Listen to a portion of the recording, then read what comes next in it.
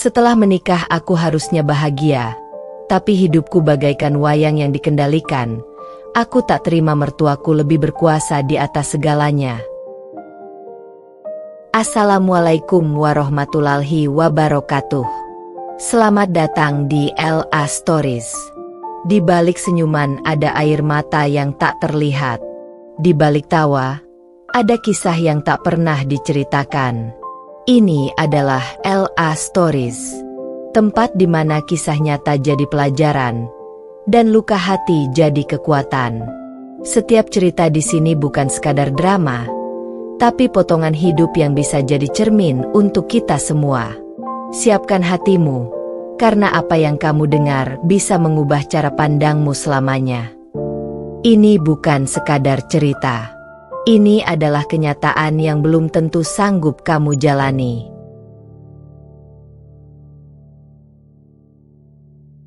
Dira adalah wanita tangguh yang berharap menemukan kebahagiaan setelah menikah dengan Rangga, pria yang awalnya tampak sempurna. Tapi harapan itu hancur saat ia masuk ke dalam rumah suami dan mendapati kenyataan yang pahit. Hidupnya bukan miliknya lagi. Ia bagaikan wayang yang dikendalikan, bukan oleh suami, tapi oleh ibu mertuanya yang kejam, manipulatif, dan penuh kontrol. Dira tak punya suara, tak punya kendali, dan setiap langkahnya harus tunduk pada titah sang mertua. Namun, perlahan-lahan Dira membuka matanya. Ia bangkit, melawan tekanan yang membelenggu. Di balik senyumnya, ia menyiapkan rencana besar untuk membalikkan semua kekuasaan, dan membuat semua orang, terutama mertuanya, menyesali telah merendahkannya. Di setiap babnya, cerpen ini akan membawamu ke dalam dunia penuh drama, pengkhianatan, tangisan, hingga pembalasan paling elegan dan memuaskan. Like kalau kamu juga pernah merasa terkekang oleh ekspektasi keluarga pasangan. Komen siapa yang menurutmu paling jahat, suami yang diam, atau mertua yang berkuasa? Subscribe untuk kisah-kisah inspiratif dan menyayat hati lainnya yang mengangkat kekuatan perempuan dalam menghadapi ketidakadilan. Sebelum masuk ke ceritanya, jangan lupa absen dulu Bunda. Bunda semuanya dari daerah mana saja. Dan bagi yang sudah subscriber semoga rezekinya lancar. Hari itu aku berdiri di depan cermin besar di kamar pengantin yang seharusnya menjadi tempat paling indah dan hangat untuk dua insan yang baru saja disatukan dalam ikatan suci. Tapi yang kulihat bukanlah wajah wanita bahagia yang baru menikah 2 minggu lalu. Yang kulihat hanyalah wajah seorang perempuan yang mulai kehilangan dirinya sendiri. Mataku sayu, ada lingkar hitam di bawahnya, bibirku pucat, dan di dalam dadaku, napasku berat seperti ada batu besar yang tak kunjung terangkat. Aku menikah dengan Rangga bukan karena keterpaksaan. Dulu aku yakin dia pria baik, mapan, sabar, penuh kasih, dan katanya mencintaiku. Tapi aku salah besar. Cinta itu ternyata hanya bertahan sampai pintu rumah mertuanya terbuka untukku. Setelah itu, semuanya berubah. Ayo cepat bangun, Dira. Belum masak? Belum bersih-bersih? Kamu pikir rumah ini hotel bintang 5? Teriak ibu mertuaku dari lantai bawah. Suaranya melengking, menusuk telinga, dan sejak hari pertama aku datang, itu sudah menjadi musik pagi harianku.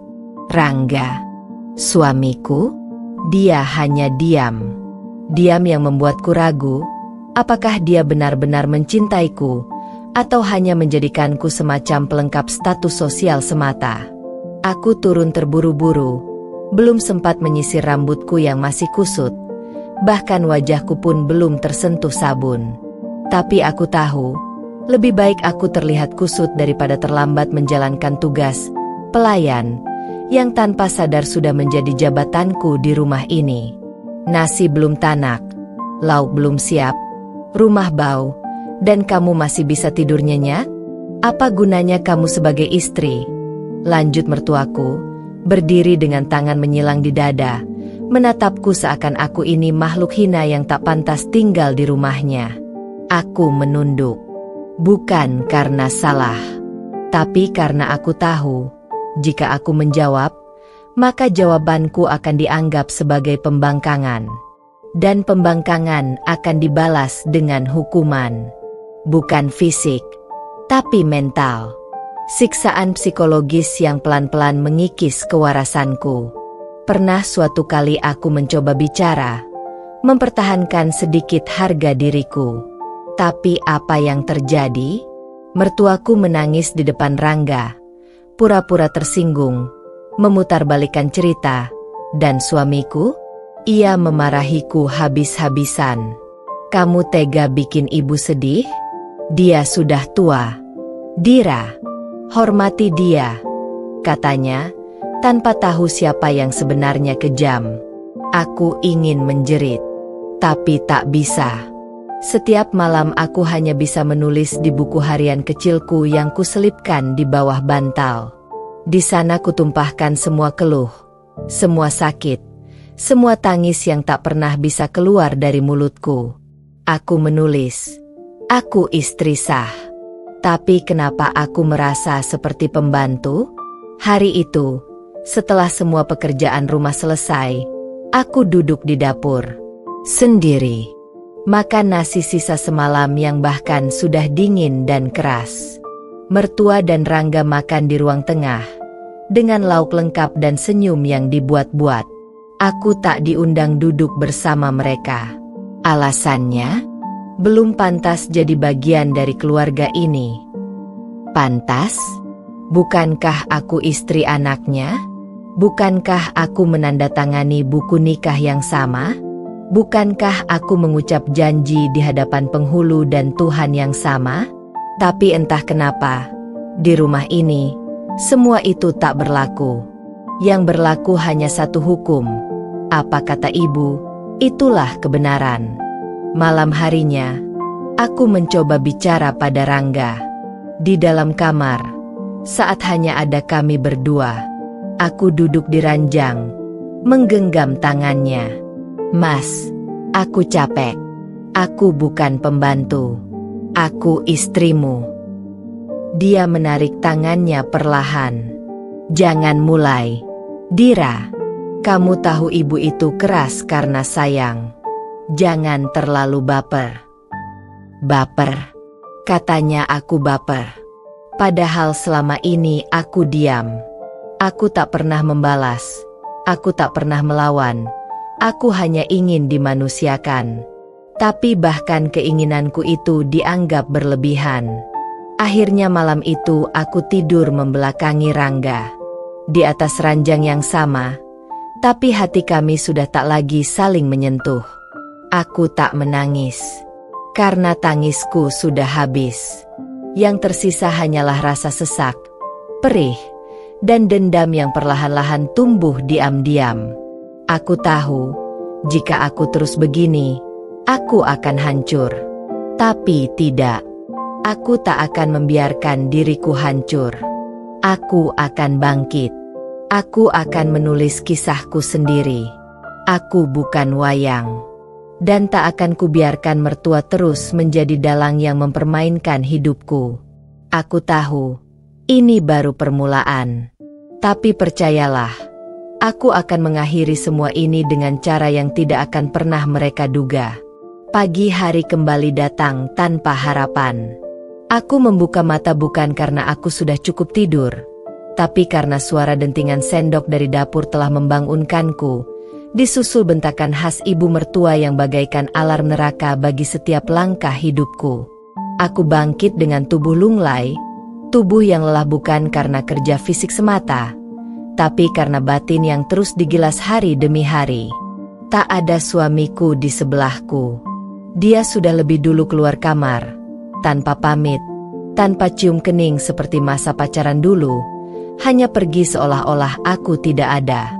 Begitu aku keluar dari kamar, aku langsung dihujani tatapan sinis dari ibu mertua yang berdiri di dapur, mengawasi seperti algojo. Kamu tahu nggak jam berapa ini, Dira? Ibu udah nyapu, nyuci piring, Goreng tempe. Kamu kemana aja? Tidur kayak putri raja? Suaranya menampar harga diriku lebih keras dari tangan siapapun. Aku ingin berkata, ingin menjelaskan kalau aku begadang semalam merapikan cucian, kalau aku sakit kepala dan pusing semalaman karena kelelahan. Tapi apa gunanya? Aku sudah belajar bahwa penjelasan di rumah ini tak ubahnya gumaman angin. Tak didengar, tak dianggap. Yang ada hanya penghakiman. Dengan cepat aku menyingsingkan lengan baju. Tanpa sempat sarapan, tanpa sempat minum segelas air putih. Aku menyapu halaman depan rumah yang sebenarnya bisa dibersihkan oleh tukang kebun. Tapi ibu mertua menolak mengeluarkan uang tambahan. Ada kamu di rumah, kenapa harus bayar orang lain? Katanya suatu hari. Di rumah ini, keberadaanku bukan sebagai anggota keluarga, melainkan aset gratisan untuk kerja harian. Yang paling menyakitkan bukanlah beban pekerjaannya, tapi kenyataan bahwa semua hal harus atas seizin mertuaku. Bahkan untuk hal-hal sepele seperti pergi ke warung depan rumah, aku harus lapor dulu. Suatu kali aku pernah keluar sebentar untuk membeli pembalut karena sedang haid, dan aku lupa bilang. Saat kembali, aku disambut dengan kalimat yang masih menggores hatiku hingga kini. Kamu pikir rumah ini kos-kosan? Mau keluar seenak jidatmu? Ini rumah keluarga. Kalau kamu mau hidup bebas, sana balik ke rumah orang tuamu. Dan disitulah aku lumpuh. Ingin marah, tapi tak berani. Ingin kabur, tapi tak punya tempat kembali. Orang tuaku pun sudah mempercayakan aku pada keluarga ini. Mereka pikir, aku bahagia di rumah mertua. Aku tak pernah cerita. Aku hanya takut membuat mereka khawatir. Tapi aku juga lelah terus diam. Aku duduk di kamar sore harinya sambil membuka galeri ponselku. Kulihat foto pernikahan kami. Aku dan Rangga berdiri tersenyum, seolah kami pasangan paling sempurna. Aku mengenakan kebaya putih, dengan mahkota kecil menghiasi kepala. Tapi semua itu palsu. Di balik senyuman itu, kini aku tahu, aku bukan siapa-siapa di hidupnya. Di balik foto manis itu, aku tahu yang benar-benar memegang kendali bukan aku dan Rangga, tapi ibu mertuaku, wanita yang hidupnya dipenuhi ambisi mengontrol segalanya. Dan semuanya harus melewati restunya. Aku ingin membeli lipstik? Buat apa? Kamu istri, bukan peragawati. Aku ingin ikut kajian di masjid? Nggak usah sok alim. Kamu masih banyak kerjaan di rumah. Aku ingin ke dokter karena pusing berkepanjangan? Minum air hangat aja. Jangan manja. Suamiku? Lagi-lagi diam. Diam dan acuh. Seolah hatinya telah dikuasai sepenuhnya oleh ibunya. Seolah keberadaanku hanya numpang di rumah yang entah sejak kapan menjadi penjaraku sendiri.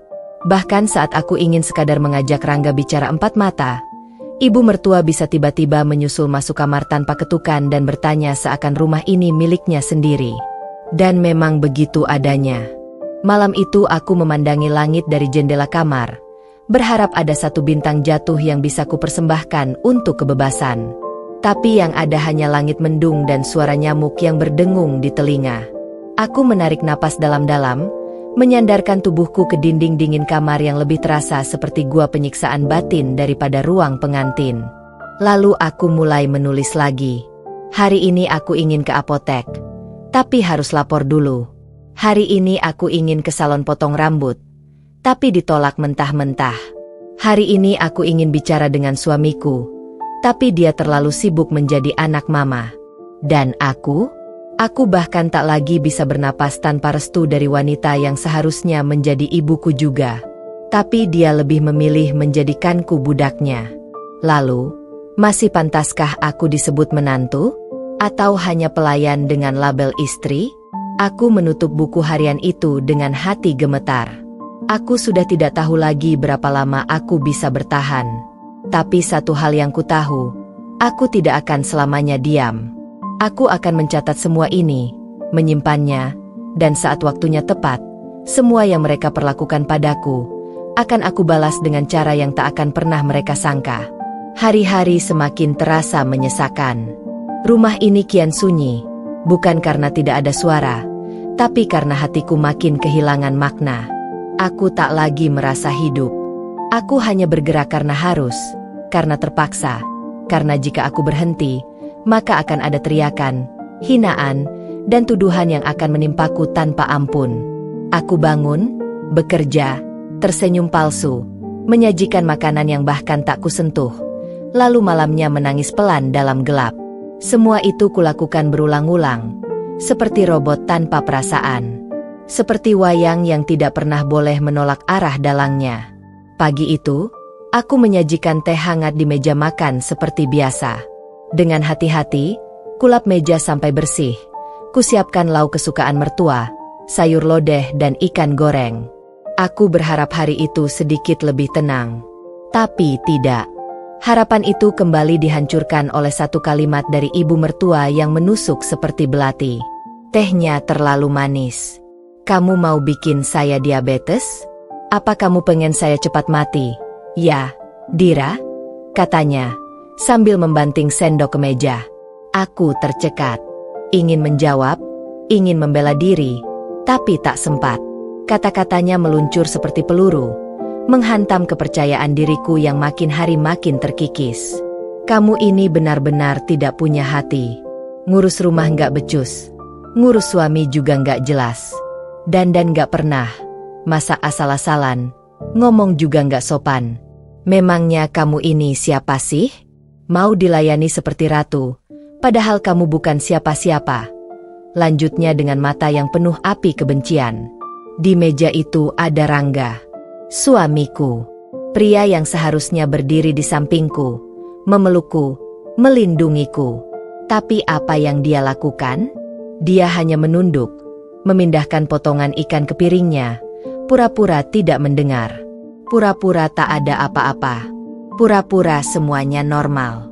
Mas, panggilku lirih, berharap ada keberanian kecil yang tumbuh di hatinya. Tapi dia tak bergeming. Ibu cuma capek. Dir, kamu juga jangan terlalu sensitif, katanya pelan, tanpa menatap mataku. Satu kalimat itu saja cukup membuat jiwaku runtuh. Aku menggigil. Kupandangi wajahnya yang dulu penuh janji dan kasih, kini menjadi dinding kosong yang tak bisa kutembus. Dia bukan hanya tidak memihakku, dia juga perlahan membiarkanku hancur. Dan aku tahu, saat suamiku diam dan mertuaku bertindak, aku benar-benar sendirian. Sore harinya, saat aku duduk di sudut dapur menyetrika pakaian, ibu mertua datang lagi. Kali ini lebih tajam, lebih mengintimidasi. Dia berdiri tepat di atas kepalaku, menyodorkan setumpuk cucian kotor. Ini baju Mas Rangga. Jangan sampai salah cuci. Kalau sampai rusak, kamu siap-siap saya suruh tidur di gudang. Aku menatapnya. Mata kami bertemu. Dan untuk pertama kalinya, aku menahan air mataku bukan karena aku kuat, tapi karena amarahku mulai membakar logikaku. Aku sadar, aku tidak bisa terus begini. Tapi belum saatnya aku melawan. Belum saatnya aku bicara lantang. Aku belum cukup kuat. Yang bisa kulakukan sekarang hanyalah bertahan sambil mengumpulkan bukti, menyimpan semua luka itu dalam-dalam, menuliskannya tiap malam agar suatu hari bisa jadi senjataku. Malam itu, aku masuk kamar dengan tubuh lelah. Rangga sedang bermain ponsel di sisi ranjang, tertawa kecil menonton video entah apa. Aku duduk di ujung tempat tidur, punggungku terasa remuk. Aku memberanikan diri berbicara, lagi-lagi mencoba menjembatani hatiku yang remuk dengan hatinya yang entah berada di mana. Mas, aku lelah. Aku nggak kuat terus diperlakukan seperti ini. Aku bukan boneka. Aku bukan wayang yang bisa dikendalikan semau ibu. Aku ini istrimu. Dia menoleh sebentar, lalu menarik napas panjang. Kamu tuh kenapa sih, Dir? Ibu nggak pernah ngapa-ngapain kamu. Kamu aja yang terlalu sensi. Ibu tuh keras karena sayang. Kamu tuh harusnya bersyukur bisa tinggal serumah dengan beliau. Banyak orang gak seberuntung kamu. Aku menatap wajahnya dengan tak percaya. Kata-kata itu bagai palu goda menghantam jiwaku. Bersyukur? Bersyukur tinggal di rumah yang membuatku depresi tiap hari. Bersyukur punya mertua yang memperlakukanku seperti budak. Sementara suamiku sendiri menutup mata. Aku tidak menjawab. Aku hanya berdiri. Mengambil buku harian kecilku dari balik lemari. Lalu duduk di pojok kamar sambil menulis. Hari ini aku makin yakin. Suamiku bukan pelindung. Dia bukan tempatku bersandar. Dia hanya bayangan dari janji-janji manis yang dulu kutelan mentah-mentah. Kini aku sendiri. Di rumah yang bukan rumah. Dalam pernikahan yang hanya sebatas status hukum. Aku tahu, aku harus menemukan kekuatanku sendiri. Karena kalau tidak, aku akan hancur. Dan aku bukan perempuan yang rela dihancurkan selamanya. Malam itu aku tidak tidur. Aku duduk hingga pagi. Memandangi dinding kamar yang bisu, mendengar suara tawa ibu mertua dari ruang tengah, dan detik demi detik, tekadku semakin membatu. Kalau mereka pikir aku lemah, aku akan buktikan aku jauh lebih kuat dari yang mereka duga. Aku hanya diam untuk sementara. Tapi kelak, ketika waktunya tiba, aku akan berdiri, dan aku akan mengambil alih hidupku sendiri. Dengan caraku, dengan kekuatanku. Dengan balasan yang pantas untuk mereka. 3 hari sebelum tanggal ulang tahunku, aku sudah tahu tak akan ada kejutan, tak akan ada pelukan, tak akan ada ucapan hangat seperti yang dulu Rangga janjikan saat kami masih pacaran. Kalau kita nikah, ulang tahun kamu akan jadi hari spesial di rumah kita. Kamu ratu, aku yang siapin semuanya. Katanya dulu. Tapi itu hanya dongeng. Karena begitu aku menjadi menantu dari seorang wanita yang menganggap dirinya penguasa dunia, semua hal tentangku tak lagi penting. Termasuk hari ulang tahunku. Pagi itu, 3 hari sebelum ulang tahunku, aku mendengar ibu mertua berdiskusi dengan tetangga sebelah lewat telepon. Iya, Bu Ratih, nanti pas tanggal 20 kita bikin acara kejutan kecil buat saya ya. Saya nggak mau yang heboh-heboh, cukup nasi tumpeng dan kue ulang tahun 3 tingkat. Itu aja, katanya sambil tertawa pelan. Aku sedang mencuci piring waktu itu, dan seketika darahku tersedot ke kepala. Tanggal 20? Itu hari ulang tahunku. Tapi bukan aku yang akan dirayakan. Justru ibu mertua yang bersiap membuat pesta. Sore harinya aku coba memberanikan diri berbicara dengan Rangga. Kami duduk di ruang tengah.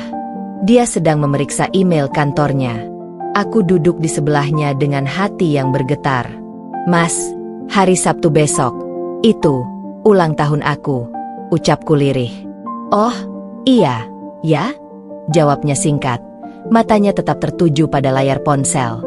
Tidak ada senyum, tidak ada rencana, tidak ada semangat untuk sekadar berkata, nanti kita makan di luar, ya. Hanya satu kalimat hambar yang membunuh harapanku. Bahkan aku ragu apakah dia benar-benar ingat, atau hanya sekadar basa-basi. Dan setelah itu, tidak ada kelanjutan. Ia kembali fokus pada emailnya, dan aku kembali tenggelam dalam sunyi yang kian menyesakan. Hari demi hari berlalu, dan tibalah hari Sabtu, tanggal 20. Rumah dipenuhi hiasan, balon-balon ungu dan emas tergantung di plafon, aroma makanan mewah menyeruak dari dapur, dan beberapa tamu mulai berdatangan mengenakan baju terbaik mereka. Rumah ramai. Tapi bukan untukku. Bukan untuk merayakan kelahiranku. Bukan untuk menghormati wanita yang setiap hari menyapu, mengepel, memasak, mencuci, dan mengurus segalanya. Aku duduk di kamar, mendengar suara tawa mereka dari lantai bawah. Ada suara ibu mertua yang bangga saat dibacakan doa. Ada suara Rangga yang menyanyikan lagu ulang tahun untuk ibunya dengan senyum hangat yang bahkan tak pernah lagi kuterima. Dan aku hanya bisa menatap dinding kamar dengan mata merah. Aku tidak menangis. Air mataku sudah kering. Tapi dadaku terasa sesak, seolah ada batu yang terus menghimpit dan menghimpit tanpa henti. Aku turun ke bawah, berdiri di ambang pintu ruang tamu, menyaksikan pesta itu, dan melihat kue ulang tahun bertuliskan, "Selamat ulang tahun mama terbaik sedunia." Kue itu besar, 3 tingkat, dengan lilin berbentuk angka. Lalu kulihat ibu mertuaku tertawa bahagia saat para tetangga memberikan kado. Kulihat Rangga mencium pipinya sambil berkata, "Terima kasih untuk semua yang ibu lakukan selama ini. Tanpa ibu, aku bukan apa-apa." Dan aku hanya bayangan yang berdiri di pojok ruangan. Tak seorang pun menyapaku, tak satu pun mengingat bahwa hari itu sebenarnya adalah hari lahirku juga. Aku masuk ke dapur, mengambil nasi putih dan ayam goreng seadanya. Makan dalam diam di sudut dekat kulkas. Aku bukan tamu. Aku bukan tuan rumah. Aku bukan siapa-siapa. Setelah semua tamu pulang, rumah mulai sepi. Aku membereskan sisa pesta sendirian. Tangan ini menyapu remah-remah makanan di lantai, mencuci piring kotor yang menggunung di bak cuci. Sementara ibu mertua duduk santai di sofa, memijat kaki sambil menonton TV. Rangga sudah masuk kamar. Entah tertidur atau pura-pura tidak melihatku yang masih sibuk di dapur. Jam menunjukkan pukul 23.57. 3 menit lagi hari ulang tahunku benar-benar berakhir. Aku kembali ke kamar, mengambil buku harian kecilku, dan mulai menulis sambil menahan gemetar. Hari ini aku berulang tahun. Tapi tidak ada yang ingat. Tidak ada yang peduli. Justru ibu mertuaku yang merayakan dengan penuh kemegahan. Aku berdiri di balik pintu, menyaksikan semuanya. Suamiku bahkan tak menyebut namaku seharian ini. Tak ada ucapan, tak ada pelukan, tak ada senyuman, hanya kehampaan. Aku bukan siapa-siapa di rumah ini. Bahkan hari lahirku pun sudah dirampas. Tapi aku akan ingat hari ini. Aku akan simpan rasa sakit ini dalam-dalam. Karena suatu hari nanti, aku akan buat mereka mengingatnya. Bukan dengan perayaan, tapi dengan penyesalan yang tak akan pernah bisa mereka lupakan. Saat jarum jam menyentuh pukul 00, aku memejamkan mata dan berbisik. Bukan doa, tapi sumpah. Suatu hari, kalian akan tahu betapa berharganya orang yang kalian anggap tak berarti. Hari ini aku berdiri di depan lemari. Mataku tertuju pada kemeja putih panjang yang dulu kubeli dari hasil gaji pertamaku sebagai guru honorer. Baju itu sederhana, tapi penuh makna. Aku membelinya dengan penuh semangat, membayangkan akan memakainya saat mengajar anak-anak di sekolah kecil tempat aku pernah mengabdikan diriku dengan bahagia. Tapi sekarang, baju itu tergantung diam, lusuh, berdebu, seperti nasibku. Terpenjara. Tidak pernah dipakai lagi. Bukan karena tak cocok, tapi karena aku dilarang. Sejak hari pertama tinggal di rumah ini, ibu mertua telah menetapkan banyak peraturan tak tertulis yang menjadi hukum suci dalam keluarga mereka. Salah satunya adalah larangan bagiku untuk bekerja. Katanya, istri itu cukup di rumah. Masak, nyapu, ngurus suami. Kamu kerja buat apa? Cari capek? Atau cari-cari alasan supaya bisa ketemu lelaki lain? Tuduhan yang keji itu dilontarkan padaku tanpa alasan, tanpa dasar, hanya karena aku ingin tetap berdaya. Padahal aku tak pernah menuntut gaji dari Rangga. Aku tak pernah meminta dibelikan tas atau sepatu mahal. Aku hanya ingin tetap punya ruang untuk menjadi diriku sendiri. Tapi ruang itu ditutup rapat, dilemparkan kunci, dikunci dari luar, dan ditertawakan dari balik jeruji. Udah nikah, ngapain kerja? Tugas kamu di sini. Begitu katanya. Dan bukan hanya kerja. Aku bahkan dilarang memilih bajuku sendiri. Suatu hari aku memakai gamis polos warna lilac yang dibelikan oleh ibuku. Begitu aku keluar kamar, ibu mertua langsung memicingkan mata. Warna apa itu? Bikin kamu tambah gelap. Lain kali pakai baju yang saya siapkan saja, katanya sambil menggeser pundakku dan mendorongku masuk lagi ke kamar. Tak lama kemudian, ia melempar daster kuning bermotif besar ke tempat tidurku. Ini cocok buat kamu. Jangan sok-sokan gaya. Sejak saat itu, setiap hariku selalu diawali dengan perintah, pakai yang ini. Rangga. Saat aku menceritakan hal itu, dia hanya tertawa kecil. Ibu itu cuma pengen kamu tampil sopan. Kamu ngerti maksudnya lah. Jangan baper. Lagi-lagi kata itu, baper. Seolah aku hanya gumpalan perasaan yang terlalu mudah meledak. Padahal sebenarnya aku hanya manusia biasa yang ingin diperlakukan wajar. Puncaknya terjadi 2 hari lalu. Aku ketahuan menangis diam-diam di kamar mandi. Kupikir aman, kupikir suara air keran cukup keras menutupi isak tangisku. Tapi ternyata tidak. Saat aku keluar, ibu mertua sudah berdiri di depan pintu. Kamu habis nangis? Ya? Ya Allah, kamu ini drama banget. Dira, baru jadi istri sebentar aja udah loyo begitu. Kuat sedikit dong. Jangan jadi perempuan cengeng. Malu, katanya sambil melipat tangan di dada, penuh penghinaan. Aku terpaku. Dilarang bekerja. Iya. Dilarang memilih baju sendiri. Iya. Tapi sekarang bahkan menangis pun aku tidak boleh. Menangis, satu-satunya pelarian jiwa yang tersisa. Satu-satunya bukti bahwa aku masih manusia, bukan robot. Tapi sekarang, bahkan air mataku pun dia kontrol. Malam harinya aku duduk di ranjang, membelakangi Rangga. Aku tahu dia pasti asyik dengan ponselnya, entah melihat saham, membaca berita, atau mungkin sekadar bermain game untuk melarikan diri dari kenyataan bahwa istrinya sedang dihancurkan secara perlahan oleh ibunya sendiri. Mas, bisikku pelan, mencoba bicara dengan sisa keberanian yang kupunya. HM? Jawabnya tanpa menoleh. Kalau aku kerja lagi, jadi guru privat, dari rumah pun tak apa. Hanya beberapa murid kecil. Cuma sore hari. Aku butuh itu. Bukan uangnya, tapi butuh bernafas. Dia meletakkan ponselnya, akhirnya menatapku. Tapi bukan dengan kasih sayang, melainkan dengan tatapan jengah. Kamu ini kenapa sih, Dir? Baru juga nikah. Ibu udah banyak bantu. Jangan malah bikin masalah baru. Gaji aku cukupkan buat kita. Aku tak sanggup berkata-kata. Yang aku butuhkan bukan uang. Yang aku butuhkan adalah jati diri. Tapi kata-kata itu seperti tak pernah cukup penting untuk Rangga. Ia hanya peduli bagaimana aku terlihat tenang di depan ibunya. Bukan bagaimana aku bisa tetap hidup sebagai diriku sendiri. Aku bangkit dari ranjang, membuka jendela kamar, menatap malam yang gelap dan tak bersahabat. Angin dingin menerpa wajahku, tapi aku tak bergeming. Aku menatap langit seakan bertanya, apa aku salah jika ingin sedikit ruang untuk bernapas? Aku ambil buku harianku dan mulai menulis lagi. Tanganku gemetar.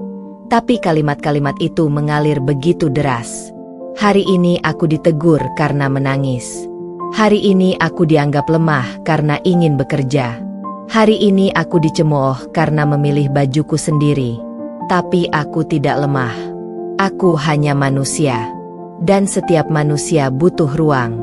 Tapi di rumah ini, aku tak punya ruang. Bahkan untuk menangis pun aku harus sembunyi. Tapi catat, aku akan tetap menulis. Karena tulisan-tulisanku akan menjadi saksi bahwa aku pernah dihina, dikekang, dan diremehkan. Dan suatu saat, semua ini akan kubalik. Semua ini akan jadi bahan bakar untuk kebangkitanku. Malam itu aku tidak tidur. Aku duduk memandangi bayanganku sendiri di cermin. Wajahku letih, tapi ada cahaya kecil di mataku. Cahaya yang belum padam. Cahaya itu adalah satu-satunya bukti bahwa aku masih ada. Masih bertahan. Dan kelak akan melawan. Aku pikir aku sudah cukup kuat. Aku pikir aku sudah cukup sabar. Tapi hari itu aku sadar. Tidak ada kesabaran yang cukup untuk melawan penghinaan tanpa batas. Aku bangun seperti biasa.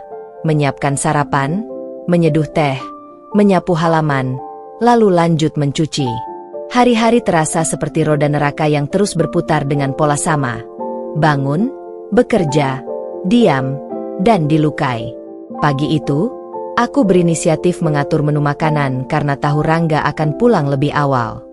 Aku masak ayam kecap kesukaannya, lengkap dengan sayur asem buatan ibuku yang resepnya sudah turun-temurun. Aku siapkan dengan hati, bukan demi pujian, tapi demi sekadar merasa bahwa aku masih punya peran. Tapi ternyata, di rumah ini, bahkan niat baik pun bisa dianggap penghinaan. Ibu, hari ini saya masak ayam kecap ya. Buat Mas Rangga. Dia kan suka, kataku dengan nada sopan sambil membawa piring ke meja makan. Ibu mertua yang sedang duduk di ruang tengah langsung menoleh. Tatapannya tajam seperti pisau, dan dalam hitungan detik, suaranya meledak tanpa aba-aba. Kamu bilang apa? Masak ayam kecap buat anak saya? Siapa yang suruh kamu? Kamu pikir kamu lebih tahu kesukaan Rangga daripada ibunya? Aku tercekat. Sumpit di tanganku bergetar. Maksud saya baik, Bu. Baik, baik. Bentaknya. Perempuan kayak kamu mana ngerti baik? Kamu itu cuma numpang hidup di rumah ini. Jangan sok ambil alih semuanya, katanya sambil berjalan cepat ke arahku. Dan tiba-tiba, plak, tangannya mendarat di pipiku. Kencang, keras, membakar. Suara tamparannya menggema di ruang makan yang kini hening seketika. Piring di tanganku nyaris jatuh. Napasku tercekat. Suara tamparan itu jauh lebih nyaring daripada suara hatiku sendiri yang remuk. Seketika semua dunia runtuh. Tapi yang paling menghancurkan bukanlah tamparannya, melainkan pemandangan yang kulihat saat aku menoleh. Rangga berdiri di ambang pintu ruang makan. Dia melihat segalanya. Dia menyaksikan istrinya ditampar oleh ibunya sendiri. Dan dia hanya diam. Diam. Tak ada langkah cepat untuk menahannya. Tak ada pelukan.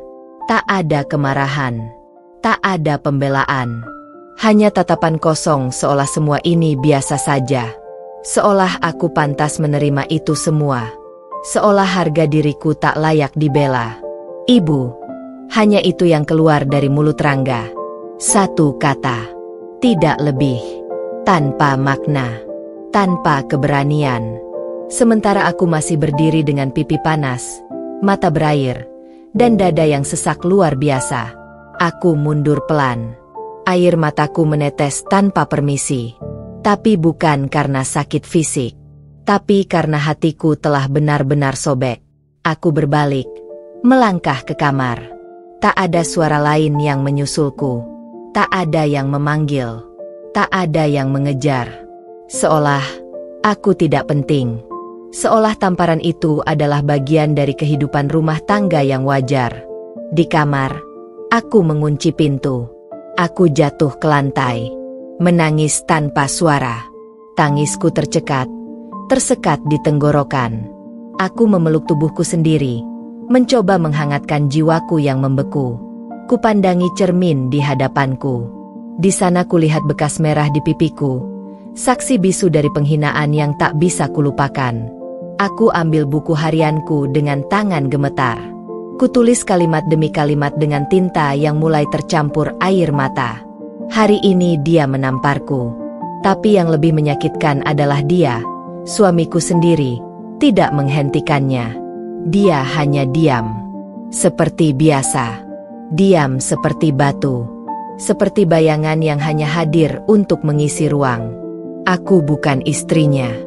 Aku hanyalah anak tiri di rumah dongeng yang menyamar sebagai istri. Aku sadar sekarang. Kalau aku terus menunggu dibela, aku akan mati perlahan. Jadi mulai hari ini, aku tak akan meminta. Aku tak akan mengemis. Aku akan diam. Tapi diamku bukan diam kalah. Diamku adalah diam yang sedang menyiapkan badai. Malam itu aku tak tidur. Aku hanya duduk di lantai, memeluk lututku, dan membiarkan malam memelukku dalam gelap. Dan untuk pertama kalinya, aku tidak menangis karena lemah. Aku menangis karena aku mulai merasa kuat. Karena sekarang aku tahu bahwa tidak ada lagi yang bisa kupasrahkan. Semuanya harus kuambil kembali. Hidupku, hatiku, harga diriku. Dan untuk semua penghinaan itu, akan kubayar lunas. Sampai habis. Sampai tak bersisa. Malam demi malam ku jalani dalam kesunyian yang penuh luka. Bekas tamparan di pipiku memang memudar dalam 2 hari. Tapi luka di batinku membekas seperti pahatan batu yang tak bisa dihapus air. Setiap kali aku berdiri di depan cermin, aku tak lagi melihat Dira yang dulu. Yang tersisa hanyalah cangkang kosong perempuan yang hidup dalam rumah yang bukan rumah, pernikahan yang bukan kebahagiaan, dan di tengah keluarga yang bukan keluarganya. Tapi aku diam. Diam karena menyusun rencana. Diam karena satu-satunya hal yang tersisa padaku adalah kehendakku sendiri. Dan aku tahu, aku harus pergi, kabur. Kalau tidak, aku akan mati perlahan. Aku mulai menyisihkan uang diam-diam. Sisa uang belanja yang kadang ku bawa kembali, ku sembunyikan di lipatan baju dalam laci pakaian. 1.000, 2.000, 5.000, kadang 100.000. Saat ibu mertua sedang sibuk mengurus arisan dan lupa memeriksa pengeluaranku. Aku catat semuanya. Aku simpan semuanya. Tidak untuk belanja, tapi untuk membeli kebebasanku. Rencana kabur itu tak datang tiba-tiba, tapi dibentuk dari hari ke hari oleh rasa sakit, penghinaan, dan kesepian yang terus menggerogoti jiwaku.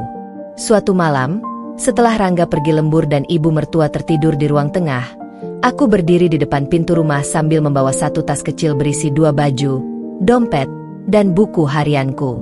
Langkahku gemetar, tapi hatiku mantap.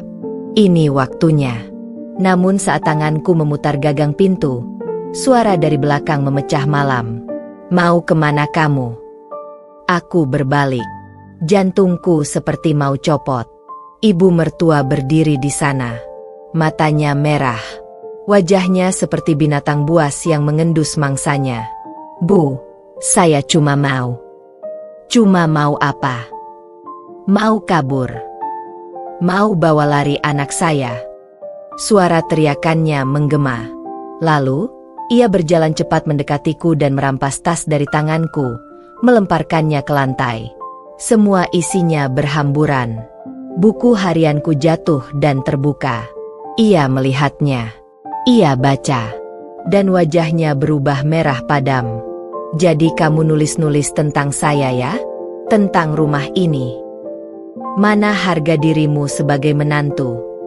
Aku mencoba merebut buku itu, tapi ia mendorongku. Aku tersungkur ke lantai. Dengar ya, Dira, kalau kamu berani pergi dari rumah ini, jangan harap kamu bisa lihat anakmu nanti. Kalau kamu ninggalin Rangga, kamu gak akan punya hak apapun atas anak kalian. Saya yang urus semuanya. Saya yang punya kuasa. Saya yang akan ambil anakmu. Sekarang pilih. Kamu mau bebas atau mau anakmu? Aku membeku. Dunia runtuh di kepalaku. Anakku? Dia belum lahir. Tapi aku sudah mencintainya seperti nyawa. Dia alasanku bertahan. Dia alasanku tidak benar-benar melompat dari balkon malam-malam saat aku merasa tak ada harapan. Dan sekarang, mereka mengancam akan merenggut dia dariku. Anak yang bahkan belum pernah ku gendong. Tubuhku menggigil. Air mata mengalir. Bukan karena takut, tapi karena dihadapkan pada pilihan yang tidak seharusnya ada. Kebebasan atau darah dagingku sendiri. Ibu, jangan, tolong. Suaraku gemetar. Aku tak tahu harus berkata apa lagi. Dia tertawa pendek, dingin. Nah, begitu dong. Menantu harus tahu tempat. Harus ngerti siapa yang pegang kendali di rumah ini. Kamu pikir ini sinetron? Bisa kabur terus happy ending? Malam itu aku tak tidur.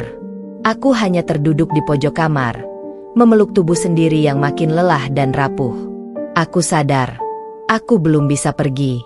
Aku tak bisa kehilangan anakku. Tapi aku juga tak bisa terus bertahan dalam rumah ini. Esok harinya, Rangga tak bicara banyak. Dia tahu semua yang terjadi dari ibunya. Tapi dia memilih diam. Seperti biasa. Diam yang lebih menyakitkan dari makian. Diam yang menyatu dengan sikap pengecutnya. Dan aku kembali jadi budak di rumah ini.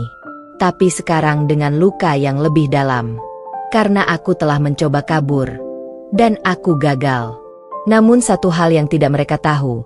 Meski kakiku tak bisa melangkah pergi hari itu, jiwaku sudah memutuskan untuk tidak pernah tunduk lagi. Aku hanya menunda. Aku hanya menyusun kekuatan. Karena kelak, saat waktunya tepat, aku akan pergi.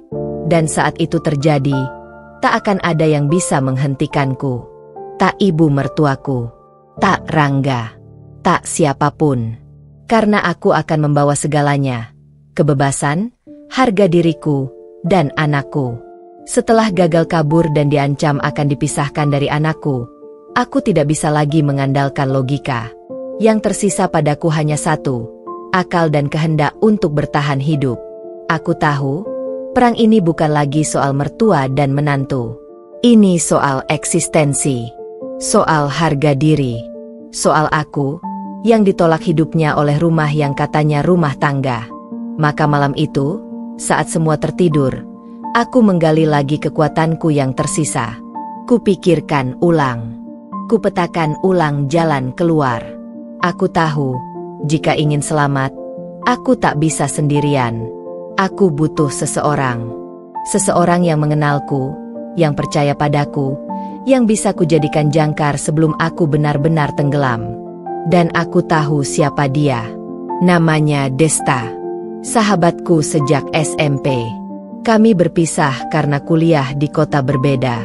Saat aku menikah, Desta datang, memelukku erat, menangis haru. Tapi sejak aku tinggal di rumah ini, aku diputus dari semua kontak luar. HP lamaku diacak ibu mertua. Semua akun sosial mediaku dilogout paksa dengan alasan, istri gak usah sibuk main HP. Tapi aku masih punya satu ponsel lama. Tak terpakai. Retak layarnya. Sudah tak bisa digunakan untuk telepon. Tapi masih bisa dipakai untuk chat kalau tersambung wifi. Dan malam itu, aku ambil ponsel itu dari balik tumpukan pakaian bekas di laci bawah. Suaraku gemetar saat menyalakannya. Layar menyala pelan. Aku sambungkan ke jaringan wifi rumah yang kupelajari sandinya diam-diam dari anak tetangga yang suka numpang main. Dan di sana, chat terakhirku dengan Desta masih ada. Aku ketik pelan.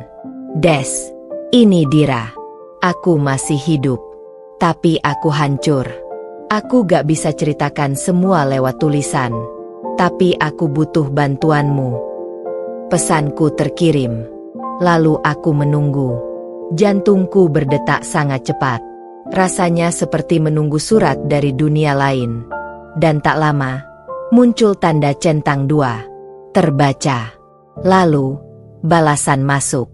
Dira? Ya Tuhan, kamu kemana aja? Kamu hilang setelah nikah. Aku telepon kamu, chat kamu, semua gak dibalas. Aku pikir kamu udah lupa sama aku. Air mataku jatuh. Bukan karena sedih, tapi karena merasa ada satu suara yang benar-benar menanyakan keadaanku setelah sekian lama aku seperti bayangan tak bernyawa. Des, aku disekap. Des, bukan diikat, tapi aku dikurung secara mental. Aku gak boleh kerja. Gak boleh pakai baju yang aku suka. Gak boleh keluar rumah. Aku pernah coba kabur, tapi malah diancam bakal diambil anakku. Desta membalas panjang. Ya Allah Dira Aa. Astaga, kamu di mana sekarang? Aku akan bantu. Kamu gak sendirian. Tolong bilang kamu aman sekarang. Kita atur semuanya pelan-pelan. Aku membekap mulut sendiri agar tak menangis keras. Tuhan, akhirnya ada yang mendengar. Ada yang percaya. Dan di dunia ini, didengarkan saja sudah lebih melegakan dari ribuan pelukan. Malam-malam berikutnya, aku terus berkabar dengan Desta secara sembunyi-sembunyi. Kami mulai menyusun strategi. Desta bahkan menghubungi kawannya yang bekerja di LSM perempuan, dan sedang menangani kasus kekerasan rumah tangga secara psikologis dan sistemik. Kamu bisa lapor diam-diam. Dir, gak harus keluar rumah. Kita bisa bantu kamu dari luar. Nanti kalau waktunya tepat, kamu bisa ambil langkah besar. Tapi sabar ya. Jangan terburu-buru. Kamu harus kuat. Demi kamu, dan demi anakmu. Setiap kalimat dari Desta adalah benih kekuatan. Kutulis ulang di buku harianku. Kucetak dalam pikiranku. Aku tahu, masih banyak malam panjang yang harus kulewati. Tapi sekarang aku tidak lagi sendirian. Dan itu mengubah segalanya. Suatu malam, saat aku sedang mengetik pesan untuk Desta di bawah selimut, Rangga masuk ke kamar tanpa aba-aba. Aku panik. Kututup layar. Kudorong ponsel ke bawah bantal. "Apa yang kamu lakukan?" tanyanya datar. Aku tersenyum kecil. "Cuma nyatat belanjaan, Mas." Dia mendengus, lalu merebahkan diri di kasur tanpa curiga. Aku tahu aku hanya punya waktu terbatas. Tapi itu cukup. Beberapa menit dalam sehari, cukup bagiku untuk merasakan kembali arti menjadi manusia. Pagi harinya, aku bertemu dengan ibu mertua yang sudah mulai curiga. "Kamu kok akhir-akhir ini kelihatan aneh?" Senyum-senyum sendiri. "Jangan-jangan kamu nyembunyiin sesuatu ya?" Aku tersenyum pelan. "Enggak, Bu. Saya cuma mimpi indah aja semalam." Dan memang benar. Aku mulai punya mimpi lagi. Mimpi yang kutanam di dada, disirami dengan tekad, dan kupeluk erat dengan air mata. Mimpi tentang kehidupan baru. Tentang aku yang bebas. Tentang aku yang bukan lagi wayang, tapi perempuan utuh yang akan mengambil kembali kendali atas hidupnya. Aku tak bisa pergi hari ini, mungkin belum besok, tapi aku tahu hari itu akan datang. Hari di mana aku bebas dari neraka bernama rumah mertua. Hari di mana aku berdiri tanpa gemetar, menatap mereka satu persatu dan berkata, "Terima kasih karena telah memperlihatkan wajah asli kalian." Tapi hari itu tak bisa datang tanpa persiapan. Aku tidak boleh hanya membawa air mata. Aku harus membawa bukti. Karena di dunia yang dibungkus kemunafikan ini, kebenaran seorang istri hanya dianggap sah jika dibuktikan hitam di atas putih, atau terdengar dari suara yang direkam. Maka sejak malam itu, aku mulai bergerak. Perlahan. Diam. Tapi pasti. Aku hidupkan ponsel butut itu setiap malam. Kukosongkan memori lamanya. Kupasang aplikasi perekam suara tersembunyi. Kusimpan semua catatan di folder terenkripsi. Dan tiap kali ibu mertua membuka suara dengan kata-kata kasarnya, aku tekan tombol rekam.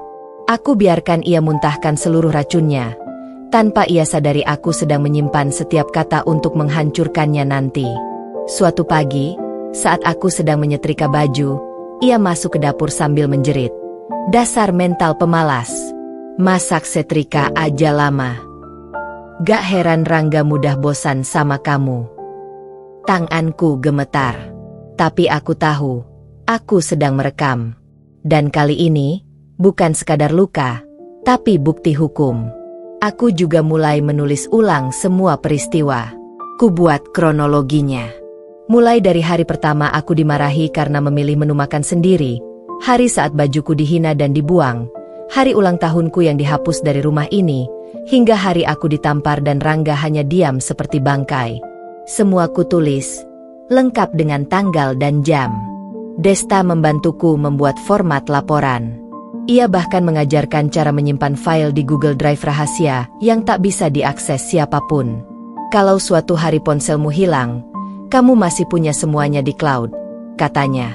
Aku menuruti semua instruksinya. Karena aku tahu, aku sedang membangun jalan keluar. Dan untuk keluar dari penjara ini, aku harus punya kunci. Suatu malam, aku sengaja meninggalkan ponsel tua itu menyala dalam mode rekam di bawah sofa ruang tamu. Aku berpura-pura tidur, padahal sengaja menunggu mereka menggosip. Dan benar saja, dari balik pintu kamar, kudengar suara ibu mertua dengan suara pelan, tapi tajam seperti belati. "Rangga, kamu tuh terlalu lembek. Harusnya perempuan kayak Dira itu diajarin disiplin. Jangan dikasih ruang. Lihat, lama-lama bisa jadi ancaman. Dia tuh banyak maunya. Nanti malah bawa-bawa keluarga. Bikin malu." Aku capek juga, "Bu. Tapi aku bingung harus gimana." Suara Rangga menjawab, lemas. Tak ada pembelaan. Tak ada kasih. Kalau capek, ya cari istri baru. Gampang. Biar dia pulang sendiri ke kampungnya.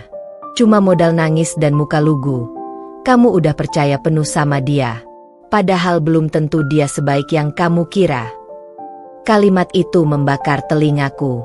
Tapi aku tidak masuk. Tidak marah. Tidak berteriak. Aku diam. Karena aku tahu, diamku malam itu lebih kuat daripada 10 teriakan mereka. Paginya, aku memutar ulang semua rekaman itu. Hatiku perih, tapi juga puas. Karena semua yang selama ini hanya ada dalam rasa sakit dan tangisan, kini punya bukti nyata. Bukan lagi cerita sedih tanpa saksi. Aku juga mulai diam-diam mengambil foto bekas luka. Pipi memerah saat ditampar. Kuku tanganku berdarah karena menyikat lantai terlalu keras. Baju sobek karena ditarik paksa oleh ibu mertua saat aku tak mau menuruti perintahnya untuk membersihkan kamar mandinya saat aku baru saja demam.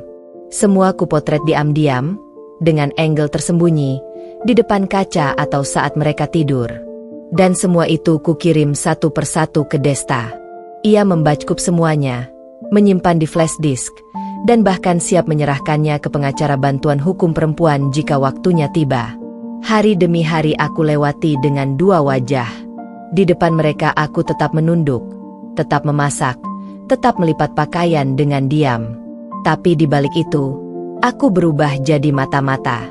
Setiap kata mereka, setiap amarah, setiap gerakan, aku simpan. Aku rakam. Aku catat. Karena aku tahu, perlawanan terbaik bukan hanya saat kita melawan dengan suara, tapi saat kita melawan dengan bukti yang tak terbantahkan. Dan setiap malam sebelum tidur, aku buka folder bukti itu. Kulihat satu persatu. Dan aku berbisik pada diriku sendiri. Kamu belum bebas. Tapi kamu sedang menuju kebebasan. 1 rekaman, 1 catatan, 1 foto pada waktunya akan jadi peluru. Dan nanti, kamu akan berdiri di depan mereka. Dengan kepala tegak. Dengan suara lantang. Dengan semua bukti di tanganmu. Dan mereka akan tunduk. Akan ketakutan. Akan menyesal. Akan tahu bahwa perempuan yang mereka kira lemah, ternyata bisa menjatuhkan dunia mereka hanya dengan 1 kata, kebenaran. Hari itu aku tidak sengaja membersihkan lemari tua di pojok gudang atas rumah. Gudang itu hampir tak pernah dimasuki orang. Penuh debu, sarang laba-laba, dan bau kelembapan yang menusuk. Tapi aku sengaja ke sana karena disuruh ibu mertua untuk mencari alat pijat kaki, miliknya yang entah ada atau tidak. Aku tidak peduli. Aku hanya ingin menjauh dari ruang makan, dari suara ibu mertua, dari tatapan Rangga yang selalu membuatku bertanya kenapa aku pernah mencintainya. Dan di sanalah aku menemukannya, sebuah kotak kayu kecil dengan kunci rusak dan buku-buku tua di dalamnya. Aku tak langsung membukanya. Aku amati dulu. Ada bekas tempelan label sobek bertuliskan, SMA Rangga. Aku menahan napas. Instingku tajam. Ada sesuatu di dalamnya. Aku bawa kotak itu ke kamar. Sembunyi-sembunyi, menutup pintu rapat. Dan ketika ku buka perlahan, jantungku serasa diremas. Di dalamnya ada tumpukan surat, buku agenda, beberapa foto lama, dan sebuah surat peringatan dari sekolah Rangga. Aku membaca pelan. Isinya mengejutkan. Ternyata Rangga pernah terlibat kasus pelecehan terhadap adik kelasnya saat SMA. Ia diskor selama 3 minggu dan dinyatakan tidak boleh mengikuti kegiatan OSIS lagi karena masalah kedisiplinan dan kekerasan verbal. Di sana tertulis jelas, siswa atas nama Rangga Firmansyah telah melanggar kode etik siswa dan diberi sanksi berat. Tanganku gemetar. Aku memeriksa surat-surat lain. Ada catatan psikolog sekolah. Ada tulisan tangan seseorang, mungkin kepala sekolah, yang menyarankan agar Rangga menjalani konseling khusus. Dan yang paling mengejutkan, ada surat dari orang tua korban yang menuntut pertanggungjawaban moral. Aku duduk lemas di ranjang. Dunia berputar. Selama ini aku menikahi seseorang yang tidak kukenal. Selama ini aku hidup dalam rumah yang dikuasai oleh seorang ibu yang bersikeras menjaga citra anaknya. menindas menantunya demi mempertahankan kebohongan yang mereka bangun sejak lama. Aku menyusun semua itu, memotret setiap dokumen, mengirimkannya ke Desta.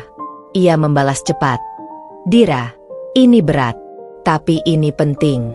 Kamu harus pegang semua ini.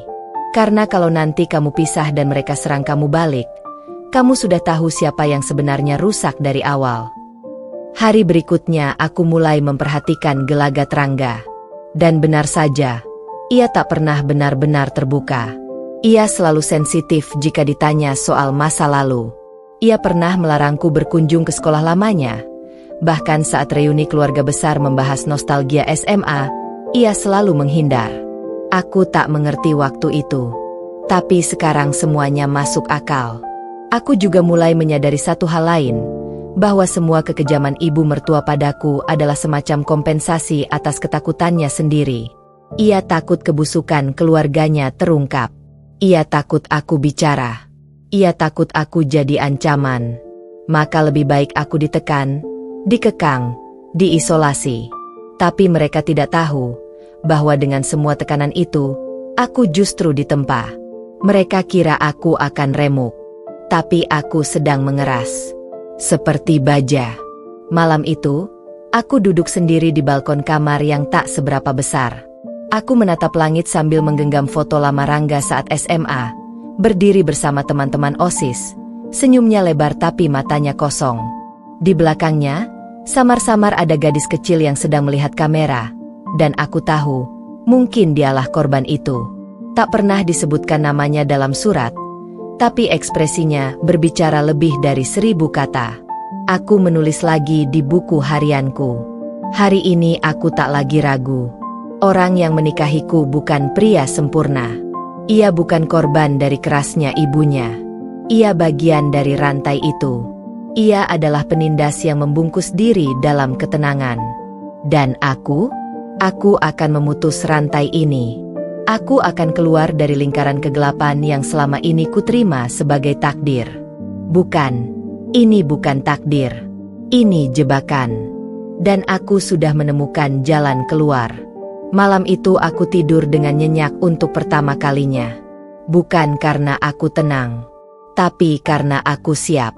Dan rasa siap itu adalah perasaan paling mahal yang pernah kumiliki setelah sekian lama dihancurkan. Sudah lewat tengah malam ketika aku terbangun karena suara pintu yang berderit pelan. Instingku menyala otomatis. Aku tidak bergerak, pura-pura masih tidur, tapi seluruh tubuhku tegang seperti kawat ditarik keras. Nafasku kutahan. Dari balik kelopak mataku yang tertutup, ku dengar suara langkah pelan, ringan, tapi mengandung tujuan yang jahat. Langkah yang tak asing. Langkah yang telah membuatku berkali-kali kehilangan hak sebagai istri. Langkah ibu mertua. Ia masuk ke kamarku seperti pencuri. Bahkan tak ada rasa hormat sedikit pun bahwa ini kamar putranya sendiri. Ia menyalakan senter kecil. Aku bisa merasakannya dari pantulan cahaya di dinding. Perlahan, aku sedikit mengintip lewat kelopak mataku yang sempit. Dan benar, dia mulai mengobrak-abrik lemariku. Ia mencari. Ia mengendus. Ia menggeledah seperti binatang lapar yang mencium bau bangkai. Tangannya merogoh bawah bantal, lalu kelipatan sprei. Ia membuka laci satu persatu. Dan detik itu aku sadar, dia mencurigai aku menyembunyikan sesuatu. Mungkin ia mulai curiga karena aku tak lagi pasrah. Karena aku terlihat sedikit lebih tenang. Karena aku tak lagi menangis sesering dulu. Orang seperti dia terbiasa mengendalikan. Begitu targetnya mulai menjawab, ia akan meluncur untuk menghancurkan lebih dalam. Tapi yang tidak ia tahu, aku sudah lebih dulu mencium niatnya. Beberapa malam sebelumnya, Desta menyarankanku agar menyimpan semua file penting dan ponsel rahasia di tempat yang paling tidak terduga. Bukan di kamar, tapi di dapur belakang, di balik laci beras kosong yang sudah tak pernah dibuka. Aku ikuti sarannya. Bahkan aku sudah pasang perekam suara aktif di bawah rak buku kamar. Dan malam ini, rekaman itu sedang berjalan. Aku biarkan ia leluasa sebentar. Ia membuka buku harianku yang kosong, sengaja kutaruh sebagai umpan. Ia membaca beberapa lembar dengan dahi berkerut, lalu mengumpat pelan. Dasar perempuan munafik, berani-beraninya nulis soal keluarga ini. Lalu tangannya bergerak ke tumpukan pakaian, membuka tas kecil tempat biasanya aku menyimpan barang pribadi. Tapi di sana hanya ada pembalut, sisir patah, dan salinan resep dokter. Kosong. Tak ada apapun. Ia frustrasi. Ia diam sebentar, lalu berdiri. Tapi sebelum keluar, ia memandangi wajahku di kegelapan dan bergumam. Lihat saja, kalau kamu berani macam-macam, aku yang akan usir kamu lebih cepat dari bayanganmu sendiri. Dan seperti itu, ia keluar. Begitu pintu tertutup kembali, aku membuka mata. Tapi aku tak bergerak. Aku hanya menatap langit-langit kamar yang redup, mendengarkan detak jantungku yang masih berpacu cepat. Tapi kali ini, bukan karena takut, tapi karena marah. Marah yang tenang. Marah yang tahu bahwa kemenangan butuh kesabaran. Pagi harinya, aku berpura-pura biasa saja. Kubawa sarapan ke meja seperti biasa. Tapi kali ini aku menyelipkan senyum kecil. Senyum kemenangan kecil yang hanya aku yang tahu. Ibu mertua menatapku tajam, seolah ingin membaca pikiranku. Tapi aku lebih tenang dari sebelumnya. Aku bahkan bertanya lembut, "Ibu tidur nyenyak semalam?" Dan dia membalas dengan gumaman dingin, "Nyenyak, walau cuaca agak gerah." Ya, gerah? Tentu saja. Karena dia tahu dia melanggar. Dan aku tahu dia melanggar. Tapi tak satu pun dari kami menyebutnya. Karena perang dingin lebih berbahaya daripada teriakan. Siangnya, saat rumah sepi, aku buka file rekaman semalam. Ku dengar suara pintu, suara langkah, suara napas, dan suara laci dibuka paksa. Semua terekam. Lengkap. Bersih. Sempurna. Kukirim semuanya ke Desta. Dia sudah mulai masuk ke kamar. Tapi untung semua dokumen aman. Desta langsung membalas, "Kamu harus ekstra hati-hati, Dir. Ini tahap paling berbahaya. Mereka mulai menyerang balik. Tapi ini juga berarti mereka mulai takut. Kamu pegang kendali sekarang. Jangan lepas sedikit pun. Semua bukti ini nanti akan kamu jadikan perisai dan senjata." Hari itu aku duduk di lantai kamar sambil menggenggam buku harianku yang asli, yang tersembunyi di dapur. Kubuka halamannya. Kutulis, "Semalam, ibu mertua masuk ke kamar dan menggeledah hidupku. Tapi dia tak menemukan apa-apa. Karena aku sudah belajar. Karena aku sudah berubah. Karena aku tidak akan jatuh ke perangkap mereka lagi. Mereka pikir aku perempuan lemah. Tapi mereka salah. Aku bukan boneka.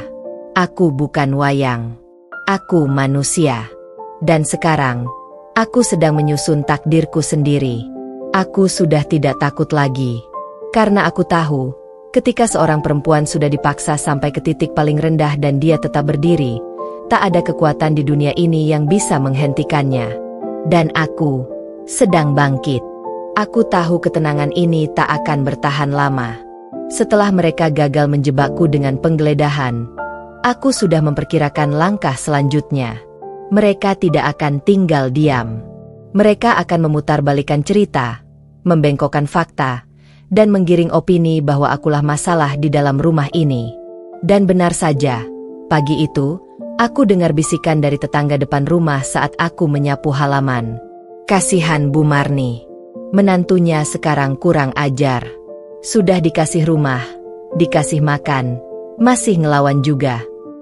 Ya, dengar-dengar si Dira itu suka marah-marah. Katanya pernah lempar barang ke ibunya Rangga juga. Mataku panas.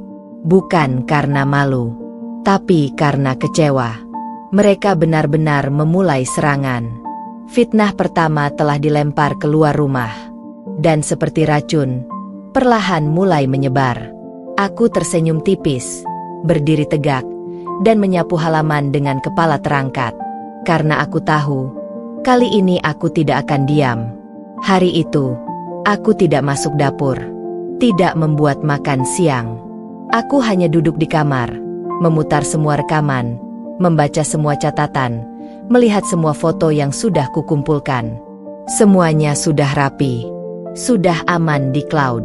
Dan sekarang, waktunya membuka satu kartu awal. Ku minta bantuan Desta untuk menyebarkan testimoni anonim via media sosial lokal milik warga sekitar. Ada akun komunitas yang biasa dipakai untuk jualan dan berbagi informasi. Di sana, dengan gaya seolah seorang warga peduli, Desta menulis, "Saya hanya warga biasa yang peduli dengan keadilan. Di lingkungan kita, ada seorang istri yang selama bertahun-tahun ditekan, dimarahi, ditampar, bahkan diancam akan diambil anaknya jika mencoba pergi. Semua orang hanya tahu dari versi satu pihak. Tapi bagaimana kalau saya bilang, saya punya rekaman suara sang mertua mengancam, mencaci, dan menyudutkan menantunya tanpa henti? Bagaimana jika saya bilang, perempuan itu sudah diam terlalu lama, dan sekarang ia akan bicara?" Postingan itu langsung meledak. Puluhan komentar membanjiri. Beberapa menuduh, beberapa simpati, tapi yang paling menarik adalah orang-orang mulai bertanya, apakah ini tentang Budira dan Ibu Marni? Pukul 15, Bu Marni berteriak memanggilku dari ruang tamu. "Dira, kamu sini. Sekarang." Aku berjalan tenang. Jantungku berdebar, tapi wajahku datar. Di ruang tamu, ia memegang ponsel dengan wajah merah padam. Kamu yang sebar fitnah ini kan? Kamu yang jelek-jelekin ibu ke tetangga." Aku tatap matanya. "Fitnah, Bu? Apa ibu yakin itu fitnah?" Matanya membelalak. "Berani kamu ngomong gitu ke ibu mertuamu?" Dan saat itulah aku keluarkan ponsel lamaku. Kubuka satu folder. Lalu kuputar satu rekaman. Di ruang tamu yang kini sunyi, terdengar suara Bu Marni sendiri. "Kalau kamu ninggalin Rangga, kamu gak akan punya hak atas anak kalian. Saya yang urus semuanya. Saya yang akan ambil anakmu. Sekarang pilih. Kamu mau bebas atau mau anakmu?" Suara itu menggema. Rangga yang baru masuk dari depan rumah langsung membeku. "Apa itu?" Suaranya gemetar. Aku menoleh, menatapnya datar. "Itu suara ibumu. Waktu dia mengancamku agar tidak meninggalkan rumah ini. Dia pikir aku perempuan bodoh yang tak bisa menyimpan bukti. Sekarang, kamu mau bela siapa?" Bu Marni panik. Itu rekaman lama. Dia provokasi. Dia pancing ibu ngomong. Aku menoleh pelan. Dan ini, kubuka rekaman berikutnya. Suara Rangga terdengar. "Aku capek juga, Bu. Tapi aku bingung harus gimana. Kalau capek, ya cari istri baru. Gampang. Biar dia pulang sendiri ke kampungnya." Rangga terdiam. Ia tahu, itu suaranya. Tak ada ruang berkelit. Aku mendekat pelan, lalu menatap mereka bergantian. "Kalian pikir aku akan diam selamanya? Kalian pikir aku tak punya kekuatan? Salah. Aku punya semuanya. Bukti, kesaksian, bahkan dukungan. Dan kalau kalian pikir bisa menjatuhkanku dengan fitnah, kalian salah besar. Karena hari ini, aku yang akan buat kalian tak bisa lagi bicara sembarangan." Aku berdiri, lalu berjalan menuju kamar. Tapi sebelum itu, aku berbalik. "Oh ya, Bu, kalau ingin tahu siapa yang menyebarkan tulisan itu, jangan repot-repot cari. Itu bukan saya. Tapi saya tahu siapa. Dan kalau Ibu ancam orang itu, saya akan buka semua bukti secara publik. Jadi lebih baik berhenti." Malam itu rumah hening. Tak ada makian. Tak ada teriakan. Untuk pertama kalinya, Bu Marni tak memegang kendali. Untuk pertama kalinya, aku duduk di meja makan tanpa diperintah. Dan untuk pertama kalinya, Rangga memilih pergi keluar rumah sendirian tanpa berani menatapku. Karena mereka tahu, aku tidak bisa dihancurkan dengan cara lama. Aku sudah berubah. Aku tulis lagi di buku harianku. Hari ini mereka coba menjatuhkanku di depan masyarakat. Tapi justru mereka yang terpeleset oleh kebohongan mereka sendiri. Hari ini aku tahu satu hal penting. bahwa ketika perempuan berani bicara, semua benteng manipulasi akan roboh satu persatu. Aku bukan istri lemah. Aku bukan perempuan durhaka. Aku adalah korban yang menolak terus disakiti. Dan aku belum selesai. 3 hari setelah aku menelanjangi mereka dengan bukti suara dan rekaman, suasana rumah berubah total. Tak ada lagi bentakan. Tak ada caci maki. Tapi bukan karena mereka sadar atau menyesal, melainkan karena mereka mulai takut. Takut akan skandal yang bisa meledak kapan saja. Dan seperti biasa, ketika mereka tak bisa lagi menyerang langsung, mereka memakai cara yang lebih halus, lebih licik, lebih menusuk. Pagi itu, saat aku sedang melipat pakaian, Bu Marni datang ke kamarku. Wajahnya datar, tapi ada tatapan dingin menyelinap di balik senyum palsunya. Ia duduk di sisi ranjang tanpa permisi, lalu berkata dengan nada pelan, "Dir, kamu pasti lelah tinggal di sini. Ibu ngerti kok.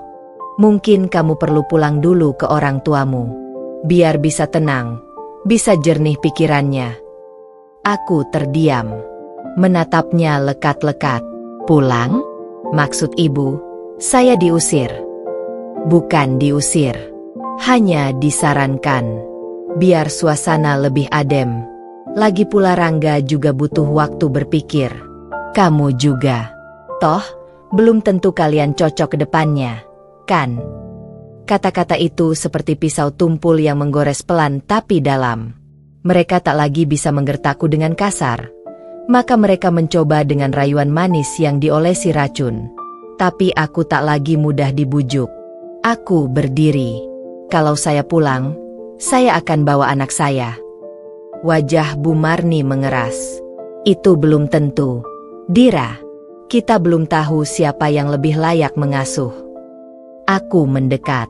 Kutatap wajahnya dari jarak 1 jengkal. "Saya sudah siapkan semua dokumen, Bu.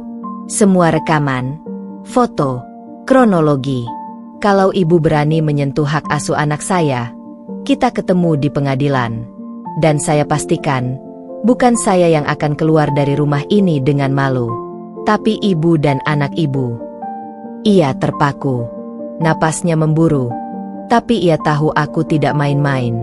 Siangnya, Rangga pulang lebih cepat dari kantor. Ia masuk kamar dengan wajah muram, lalu duduk di kursi. Tak berkata-kata. Lalu dengan suara lemah, ia membuka percakapan. "Aku bingung, Dir. Harus mulai dari mana? Ibu minta kamu pulang dulu. Aku juga belum bisa berpikir jernih. Kamu terlalu keras sekarang. Kamu gak seperti dulu." Aku menatapnya penuh luka.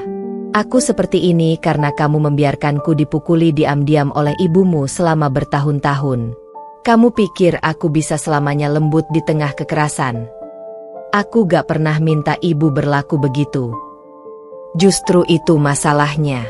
Kamu gak pernah minta. Kamu juga gak pernah larang. Kamu diam. Kamu biarkan semua terjadi. Kamu pilih kenyamananmu sendiri, bukan perlindungan terhadap istrimu." Rangga menunduk. Tapi aku tidak berhenti. Aku akan pergi. Tapi bukan karena aku kalah. Aku pergi untuk menyusun langkah terakhir. Untuk membuat kalian tahu, perempuan yang kalian injak bisa berdiri lebih tinggi dari martabat palsu kalian yang penuh topeng. Malam itu aku kemasi barang-barangku. Tapi tidak semua. Hanya yang penting. Dokumen pribadi, pakaian anakku, buku harian, dan flash disk berisi semua bukti. Aku peluk anakku erat-erat malam itu. Ia belum mengerti dunia. Tapi ia tahu pelukan ibunya kali ini berbeda. Lebih erat, lebih gelisah, tapi juga lebih yakin. Paginya, aku pamit dengan kepala tegak. "Terima kasih atas pelajaran selama ini. Rumah ini mengajarkan aku arti kesabaran, dan juga arti harga diri." Bu Marni hanya diam di balik tirai. Rangga berdiri dengan tangan di saku. Tak mampu menahan. Tak mampu bicara. Karena di dalam hatinya, ia tahu, ia baru saja kehilangan sesuatu yang tak akan pernah bisa ia gantikan. Aku tidak kembali ke rumah orang tuaku. Aku tinggal di apartemen kecil yang Desta bantu sewa. Jauh dari mereka. Tapi dekat dengan pengacara yang siap membantuku menuntut hak asuh anak, pencemaran nama baik, dan gugatan harta bersama. Aku mulai menata hidup. Aku mulai bernapas lega. Dan dunia mulai melihat siapa aku sebenarnya. Bukan istri yang durhaka, tapi istri yang bertahan terlalu lama dalam diam dan akhirnya memilih bersuara. Aku buka jendela apartemen kecil itu. Angin masuk membawa harapan. Kutulis di buku harianku. Hari ini aku pergi, tapi bukan sebagai pecundang. Aku pergi sebagai pemenang yang memilih waktunya sendiri. Mereka pikir dengan menghalaiku secara halus, aku akan tunduk. Tapi yang mereka tidak tahu, aku sudah siapkan langkah hukum yang akan menghancurkan reputasi mereka sampai ke akar. Aku tak ingin balas dendam. Aku hanya ingin keadilan.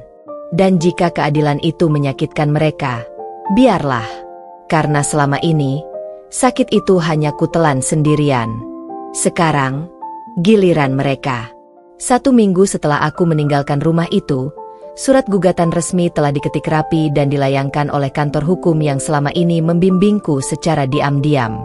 Mereka bukan pengacara mahal, bukan firma hukum bergengsi, tapi mereka adalah orang-orang yang paham luka batin perempuan, yang tahu bagaimana menyusun strategi dalam hening untuk melawan kekerasan domestik yang dibungkus dengan kesopanan palsu. Surat itu menyatakan dengan tegas, aku menuntut cerai, hak asuh penuh anak, kompensasi atas kekerasan verbal dan psikologis, serta harta bersama yang selama ini dikendalikan sepihak oleh suamiku dan mertuaku. Begitu surat sampai, telepon dari Rangga langsung masuk. Bukan sekali, tapi 5, 6, 7 kali dalam 2 jam. Aku tidak angkat. Aku ingin ia tahu, aku bukan lagi Dira yang menunggu penjelasan sambil menangis. Aku adalah Dira yang sudah bangkit dan membawa keadilan di tanganku. Pukul 19, pesan dari Rangga masuk. Kamu serius mau permalukan aku dan keluarga cuma karena masalah sepele? Kita bisa selesaikan ini baik-baik. Aku membalas, singkat, masalah ini tidak sepele. Yang sepele adalah harga diriku di matamu. Tak sampai 1 jam kemudian, ibunya menelepon dari nomor lain. Kali ini aku angkat. Aku ingin dengar langsung bagaimana mereka menggertak. Dir, ibu gak percaya kamu tega lakukan ini. Kamu mau bawa masalah keluarga ke meja hukum? Kamu gila. Aku tersenyum tipis. Selama ini kalian sudah bawa harga diriku ke tanah. Sekarang giliran aku membawanya ke pengadilan. Supaya semuanya tercatat. Supaya kalian tidak bisa lagi menyebar fitnah tanpa bukti. Aku sudah siapkan semuanya, Bu. Mulai dari surat skorsing SMA Rangga, rekaman suara, bukti luka, hingga saksi-saksi tetangga. Hening di seberang. Lalu suaranya kembali, gemetar. Kamu benar-benar durhaka. Aku tertawa pendek. Tidak, Bu. Saya bukan durhaka. Saya bertahan. Dan sekarang saya hanya berhenti jadi boneka kalian. Setelah itu, satu demi satu serangan datang. Rangga menyebarkan narasi di media sosial bahwa aku adalah istri penuh ambisi, materialistis, dan meninggalkan rumah tanpa alasan jelas. Ia menghapus foto-foto kami dari media sosial, lalu menulis caption manipulatif di akun pribadinya. Kadang cinta saja tidak cukup, kalau ego dan gengsi jadi raja. Tapi aku tidak tinggal diam. Dengan tenang, aku dan tim hukumnya menyebarkan kronologi lengkap lewat pernyataan resmi. Tanpa menyerang, tanpa menghasut. Hanya memaparkan, ini rekamannya, ini fotonya, ini surat dokternya, ini laporan KDRT yang sebelumnya pernah kubatalkan karena tekanan keluarga. Reaksi publik mulai berpihak. Beberapa netizen mulai menuliskan komentar. Kalau semua ini benar, si suami dan keluarganya keterlaluan banget. Gak semua istri yang gugat itu durhaka. Kadang mereka justru korban yang udah terlalu sabar. Salut buat Dira, berani bicara. Banyak perempuan di luar sana yang gak bisa kayak dia. Dan yang paling menyakitkan bagi mereka, lingkungan sosial mulai menjauh. Tetangga yang dulu menyanjung Bu Marni mulai menghindar. Ibu-ibu pengajian yang dulu mendukung keluarga harmonis mereka mulai diam. Bahkan ketua RT secara pribadi menghubungiku untuk meminta maaf karena pernah salah menilai. Hari Jumat sore, aku dan tim hukum datang ke rumah keluarga Rangga untuk penyerahan dokumen pembagian harta bersama dan surat hak asuh anak yang sementara ini kutitipkan pada ibuku. Suasana rumah sunyi. Rangga duduk dengan wajah kaku. Ibunya di sudut ruangan dengan sorot mata penuh amarah dan takut. Pengacaraku bicara tegas. Semua ini bisa selesai secara damai, asal tidak ada manipulasi dan ancaman lagi. Klien kami hanya menuntut keadilan sesuai hukum. Bu Marni berdiri, menunjuk-nunjukku. Kamu perempuan licik. Ini semua pasti karena laki-laki lain. Kamu mau cabut anak kami dari hidup kami. Aku berdiri pelan, tatap matanya lurus. Saya tidak mencuri anak. Saya melindungi anak saya dari keluarga yang tak bisa membedakan cinta dan kekuasaan. Anak saya butuh kasih sayang, bukan tekanan yang dibungkus tradisi. Rangga akhirnya bicara, suaranya patah. Kamu berubah. Dir, aku gak kenal kamu lagi. Aku tersenyum dingin. Bukan aku yang berubah. Aku hanya melepas topeng sabar yang kalian paksa aku kenakan selama bertahun-tahun. Kami keluar rumah itu tanpa menoleh ke belakang. Karena aku tahu, mereka sedang menyaksikan runtuhnya ilusi mereka sendiri. Mereka pikir mereka masih punya kendali. Tapi sebenarnya, mereka sedang berdiri di atas kehancuran reputasi yang mereka bangun sendiri dengan tangan mereka. Tangan yang dulu menamparku, menunjuk-nunjukku, dan menuduhku tanpa hati. Hari itu, aku menulis di buku harianku. Gugatan ini bukan sekadar gugatan. Ini adalah bentuk suara yang selama ini dikubur hidup-hidup. Mereka pikir hukum tidak akan berpihak padaku karena aku hanya perempuan biasa. Tapi mereka lupa bahwa kekuatan perempuan bukan di suara keras, tapi di keteguhan yang diam-diam menyusun strategi. Dan hari ini, mereka tak bisa lagi menertawakanku. Pagi itu langit mendung.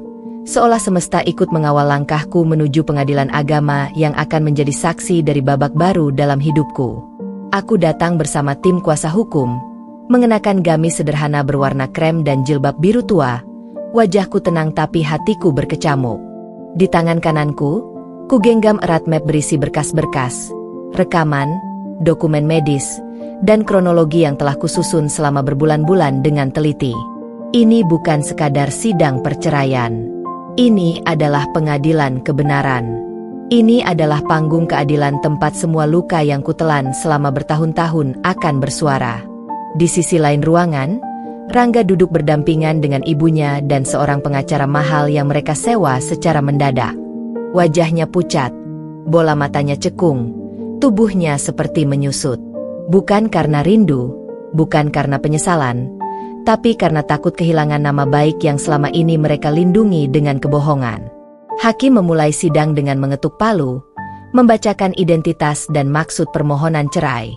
Kuasa hukum dari pihak Rangga mencoba menekan, menyebut bahwa gugatan ini cacat karena hanya berdasarkan emosi sesaat, dan tidak mencerminkan upaya membina rumah tangga yang baik. Tapi pengacaraku berdiri, membuka lembar demi lembar dokumen yang kami siapkan. Yang mulia, klien kami telah mengalami kekerasan psikologis yang konsisten selama 5 tahun pernikahan. Kami tidak datang membawa air mata. Kami membawa bukti. Ia lalu meletakkan flash disk di atas meja majelis. Di dalam ini, ada rekaman suara ibu tergugat yang mengancam akan mengambil paksa anak dari klien kami jika berani menggugat cerai. Ada juga rekaman suami yang menyarankan sang ibu untuk mengusir istrinya secara halus. Hakim mengernyit, lalu meminta staf teknis memutar cuplikan. Dan seisi ruang sidang menjadi sunyi. Saya yang akan ambil anakmu. Sekarang pilih. Kamu mau bebas atau mau anakmu? Kalau capek, ya cari istri baru. Gampang. Biar dia pulang sendiri ke kampungnya. Suara itu jelas. Tak bisa disangkal. Wajah Rangga mengeras. Ibu Marni pucat seketika. Semua yang hadir, termasuk pengunjung yang menyaksikan jalannya sidang, mulai berbisik. Para wartawan lokal yang mendapat kabar dari akun komunitas sosial warga langsung bersiap mengabadikan momen. Mereka sudah lama mencium aroma skandal dari keluarga Rangga yang dikenal, bermartabat, itu. Tak berhenti di sana. Pengacaraku membuka dokumen laporan medis dari puskesmas. Memar di tangan, kecemasan kronis, gangguan tidur, semua akibat tekanan rumah tangga. Ini bukan hanya konflik biasa. Yang mulia, ini sistem penindasan. Ini bentuk kekerasan yang dilestarikan dengan dalih keluarga. Hakim mengangguk berat. Kami catat semua bukti ini. Akan dijadikan pertimbangan utama. Saat giliran pihak tergugat bicara, Rangga tampak gelagapan. Kuasa hukumnya mencoba berargumen bahwa semua rumah tangga punya masalah, dan bahwa istri yang baik seharusnya menyelesaikan masalah secara internal.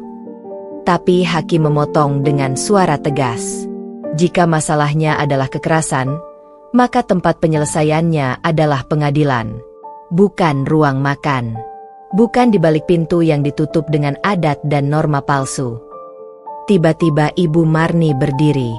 Wajahnya merah, napasnya terengah. Ia menunjukku dari tempat duduknya. Kamu perempuan tak tahu diri. Kalau saja kamu patuh dari dulu, semua ini tak akan terjadi.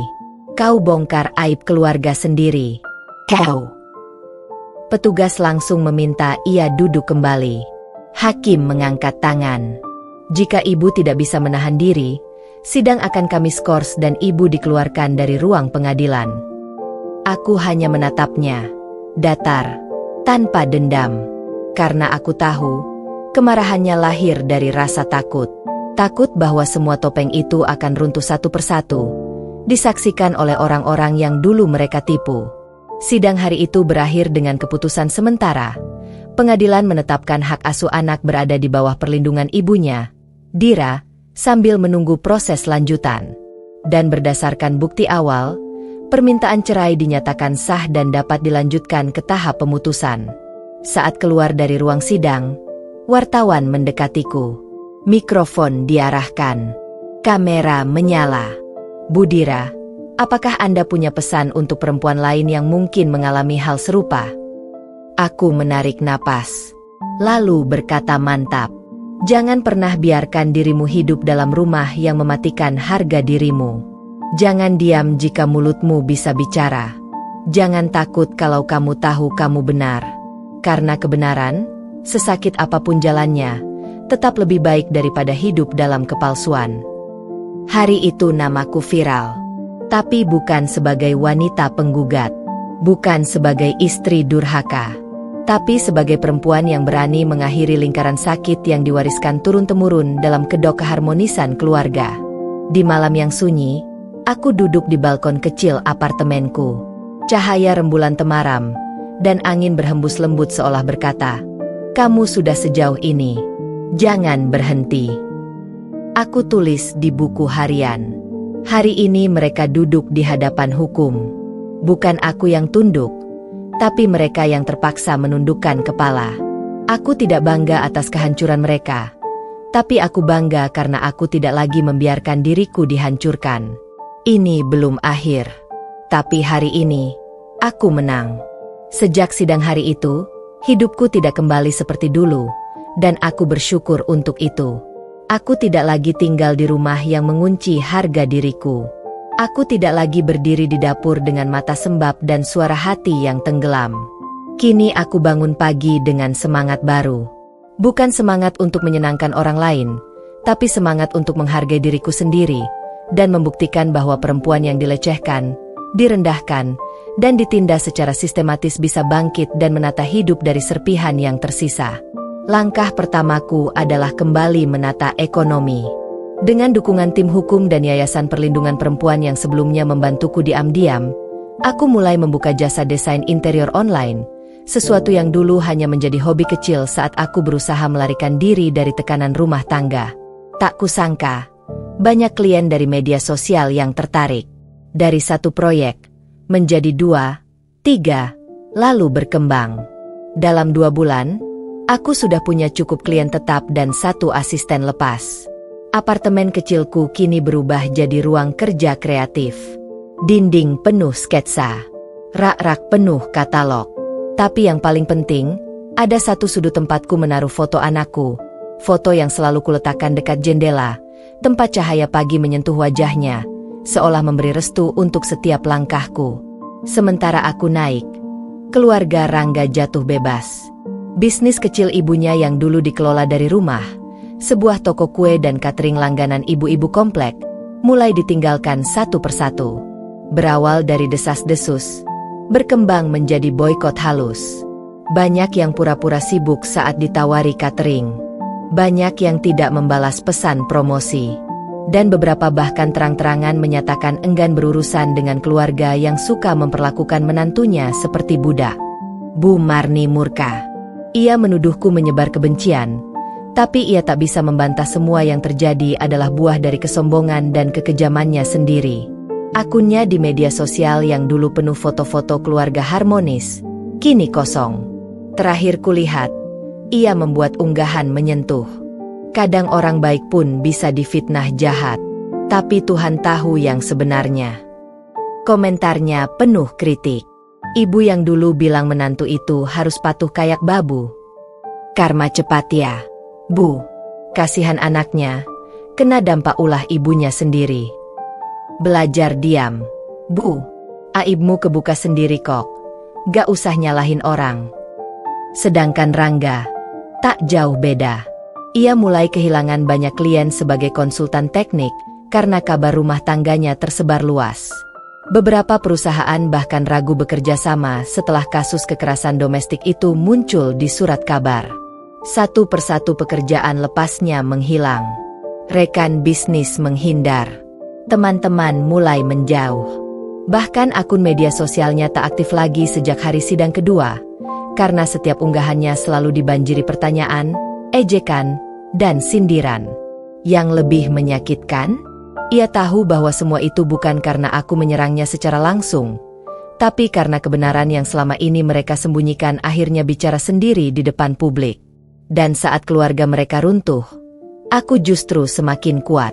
Suatu hari, aku diundang sebagai pembicara webinar tentang mental health for Abu Said Wifes. Panitia mengirimiku pesan, Kak Dira, kisah kakak jadi inspirasi banyak perempuan. Banyak dari mereka bilang, kalau Kak Dira bisa bertahan, kami juga bisa. Aku membaca pesan itu dengan air mata menetes tanpa suara. Bukan karena sedih, tapi karena akhirnya aku tahu, penderitaanku tidak sia-sia. Setelah webinar, banyak DM masuk dari perempuan-perempuan lain yang juga sedang bertarung di rumah mereka masing-masing. Ada yang masih diam. Ada yang sudah mulai melawan. Dan beberapa berkata, saya akhirnya berani karena baca tulisan kakak. Malam itu aku menatap langit, lalu kutulis di buku harian. Dulu aku pikir hidupku berakhir saat aku keluar dari rumah itu. Tapi ternyata hidupku justru dimulai dari sana. Aku tidak hanya selamat, aku tumbuh. Aku tidak hanya bebas, aku kuat. Dan mereka yang dulu memaksaku hidup dalam kebungkaman, kini dipaksa oleh keadaan untuk bungkam sendiri. Dunia tak lagi percaya pada kebohongan mereka. Kini giliran mereka menelan malu yang dulu mereka berikan padaku. Dan aku sedang membangun rumah baruku. Rumah yang tidak dibangun dengan dinding sombong, tapi dengan kasih sayang dan kehormatan. Rumah di mana anakku akan tumbuh tanpa melihat ibunya menangis diam-diam di balik pintu kamar. Rumah yang kubangun dengan kedua tanganku sendiri. Rumah yang bebas dari bayang-bayang mertua yang ingin mengatur segalanya. Rumah yang benar-benar milikku. Akhirnya, hari itu aku berdiri di depan ruang sidang utama dengan kedua kaki gemetar, tapi wajahku tetap tegak menatap pintu. Di tanganku ada surat undangan sidang terakhir. Sidang pembacaan keputusan hakim atas gugatan cerai, hak asuh anak, dan harta bersama yang telah berbulan-bulan aku perjuangkan. Mataku menatap lurus ke depan, bukan karena tak takut, tapi karena aku telah melalui terlalu banyak luka untuk gentar pada apapun yang akan terjadi hari ini. Di dalam ruang sidang, Suasana menegang. Rangga hadir tanpa ibunya. Wajahnya kuyu, matanya merah, tubuhnya kurus dan sorot matanya kehilangan api. Ia duduk di kursi tergugat, dan untuk pertama kalinya sejak semua ini dimulai, ia tidak menatapku dengan arogansi, melainkan dengan kehancuran dan kepasrahan. Hakim membacakan keputusan dengan suara tegas dan netral.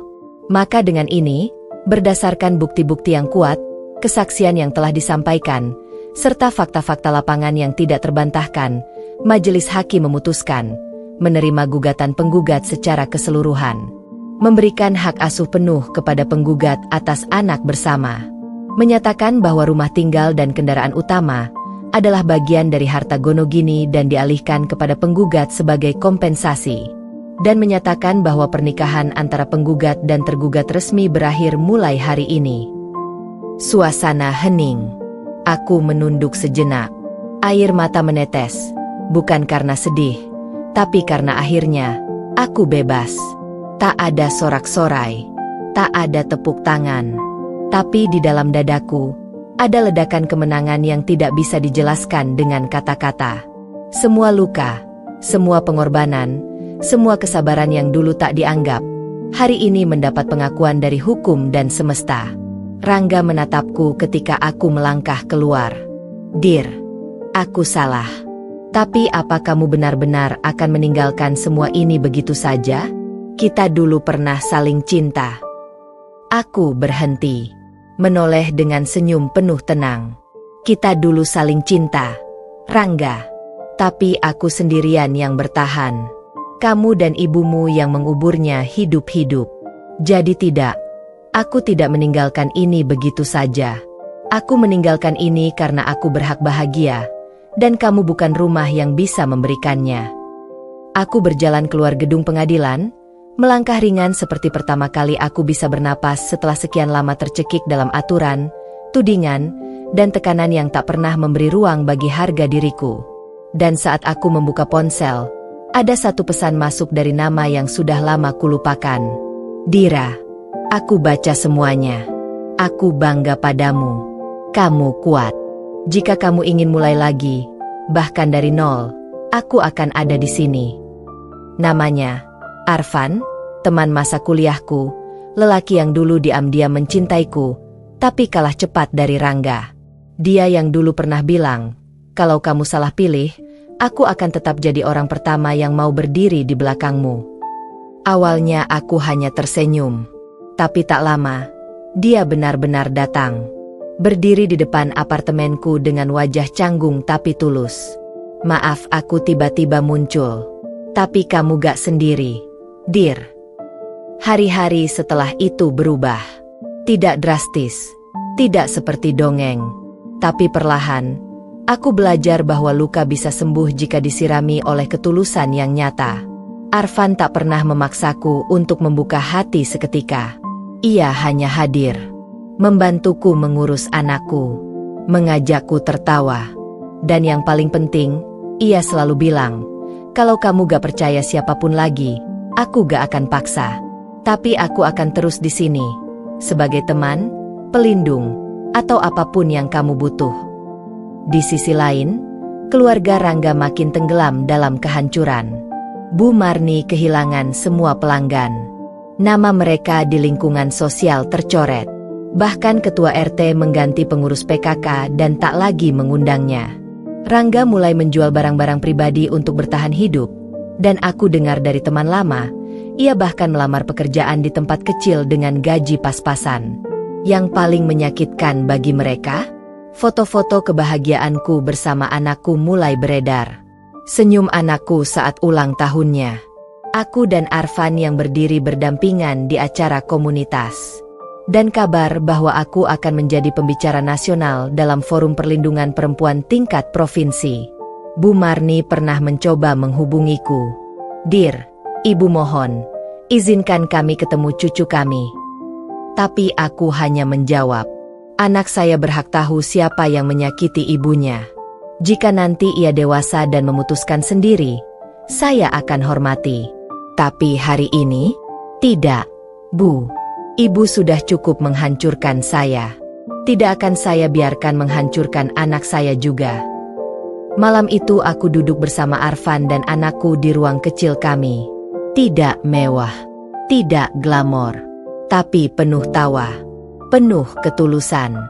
Dan untuk pertama kalinya, aku benar-benar merasa dicintai tanpa syarat. Kutulis di buku harianku, hari ini aku bebas. Bukan hanya dari ikatan pernikahan, tapi dari semua belenggu yang selama ini mengikat langkahku. Aku tidak ingin membalas dendam. Aku hanya ingin hidupku kembali. Tapi jika keputusanku menghancurkan mereka, itu karena mereka dulu memilih menghancurkan aku. Hari ini aku berdiri, bukan sebagai mantan istri Rangga, bukan sebagai menantu Bu Marni, tapi sebagai diriku sendiri. Penuh luka, tapi utuh. 1 tahun telah berlalu sejak sidang putusan itu. Aku sudah tidak menoleh ke belakang lagi, tapi dunia ternyata masih sibuk membicarakan apa yang terjadi padaku dan kepada mereka. Hidupku sudah jauh berbeda sekarang. Aku bukan lagi perempuan yang bangun pagi dengan ketakutan akan caci maki mertua, bukan lagi istri yang harus menunggu izin untuk memakai uang belanja, bukan lagi ibu yang harus pura-pura bahagia agar anaknya tidak menangis. Kini aku berdiri sebagai Dira yang baru, perempuan yang tidak hanya selamat dari kekerasan keluarga, tapi juga menjadi pelindung bagi banyak perempuan lainnya. Aku membuka rumah konsultasi gratis untuk perempuan korban kekerasan. Aku menulis buku berjudul Dulu Aku Diam, yang menjadi bestseller dalam waktu 3 bulan, dan aku diundang ke berbagai kota untuk bercerita, menginspirasi, dan menjadi suara bagi mereka yang belum mampu bersuara.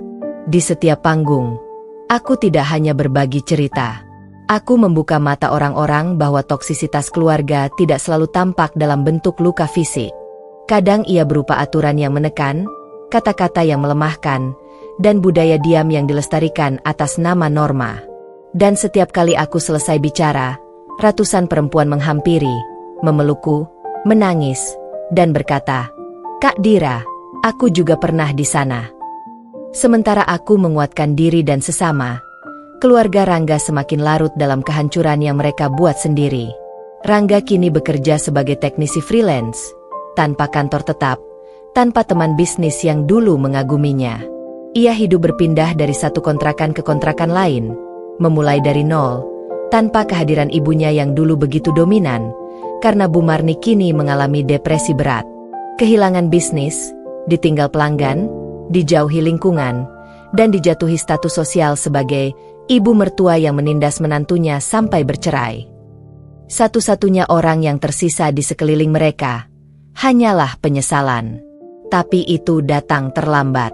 Karena saat mereka akhirnya sadar bahwa mereka telah menghancurkan anakku dari kehidupan normal yang tenang, mereka pun tak lagi bisa masuk ke dalam hidup kami. Suatu hari Rangga muncul diam-diam di sekolah anak kami. Ia menunggu di luar pagar, dengan wajah sayu dan tubuh lusuh. Ketika anakku keluar dan melihat ayahnya, ia berhenti, tak mendekat, hanya menatap. "Anak, boleh ayah peluk kamu?" katanya pelan. Tapi anakku menjawab dengan suara jujur yang lahir dari luka yang tak pernah kami paksakan. "Ayah nggak pernah meluk waktu aku nangis lihat ibu dikatai nenek. Sekarang aku nggak tahu ayah siapa." Kalimat itu menampar Rangga lebih keras daripada palu hakim. Ia tertunduk, gemetar, dan perlahan pergi tanpa pamit. Guru sekolah yang menyaksikan hanya menoleh padaku. Tak ada yang bisa berkata apa-apa. Karena anak kecil itu tak berbohong. Ia hanya jujur. Dan kadang kejujuran anak adalah keadilan paling telak bagi orang dewasa yang gagal menjalankan tanggung jawabnya. Beberapa bulan kemudian, aku melihat berita di media sosial. Bu Marni dirawat intensif karena tekanan darah tinggi dan depresi kronis. Beberapa tetangga yang dulu memujanya bahkan tidak datang menjenguk. Mereka sudah terlalu muak pada topeng kepalsuan yang akhirnya jatuh satu persatu. Di akhir tahun, aku dan Arfan, yang kini sudah menjadi pasangan resmiku, mengadakan acara kecil syukuran atas pembukaan pusat perlindungan perempuan dan anak yang kami dirikan bersama. Tidak besar, tapi hangat. Di ruangan itu ada tawa, ada cahaya, ada cerita, ada kehidupan. Dan tak ada satupun caci maki atau perintah yang menginjak harga diri perempuan. Arfan menggenggam tanganku. Ia memandangku dengan mata yang tak pernah berubah, penuh penerimaan dan ketenangan. Kamu luar biasa, Dir. Aku bangga sama kamu. Aku hanya tersenyum. Bukan aku yang luar biasa, tapi semua perempuan yang bertahan di neraka rumah tangga, yang akhirnya memilih keluar meski dunia menyalahkan mereka. Malam itu aku duduk bersama anakku di kamar, membacakan buku dongeng sebelum tidur. Di sela-sela cerita, ia bertanya, "Ibu, kenapa dulu ayah ninggalin kita?" Aku menatapnya pelan, karena ayah belum tahu caranya menghargai orang yang sayang sama dia. Kalau Arfan tahu, dan dia gak pernah mau kehilangan kita. Anakku tersenyum dan memelukku erat. Ibu hebat banget. Aku mau jadi kayak ibu kalau udah gede. Dan malam itu, aku menulis di buku harianku, untuk terakhir kalinya. Akhirnya, aku sampai di ujung perjalanan ini. Bukan sebagai korban, bukan sebagai pecundang, tapi sebagai perempuan yang berdiri dengan luka yang dijahit sendiri. Hari ini aku tidak lagi menangis karena disakiti. Hari ini aku tersenyum karena berhasil menyembuhkan diriku. Jika dulu aku bagaikan wayang yang dikendalikan, hari ini aku adalah dalang hidupku sendiri. Dan keluarga yang dulu memaksaku tunduk, kini tunduk di hadapan kenyataan bahwa mereka telah kehilangan segalanya. Tapi aku mendapatkan kembali segalanya yang pernah mereka renggut. Martabat, cinta, dan kebahagiaan. Tamat.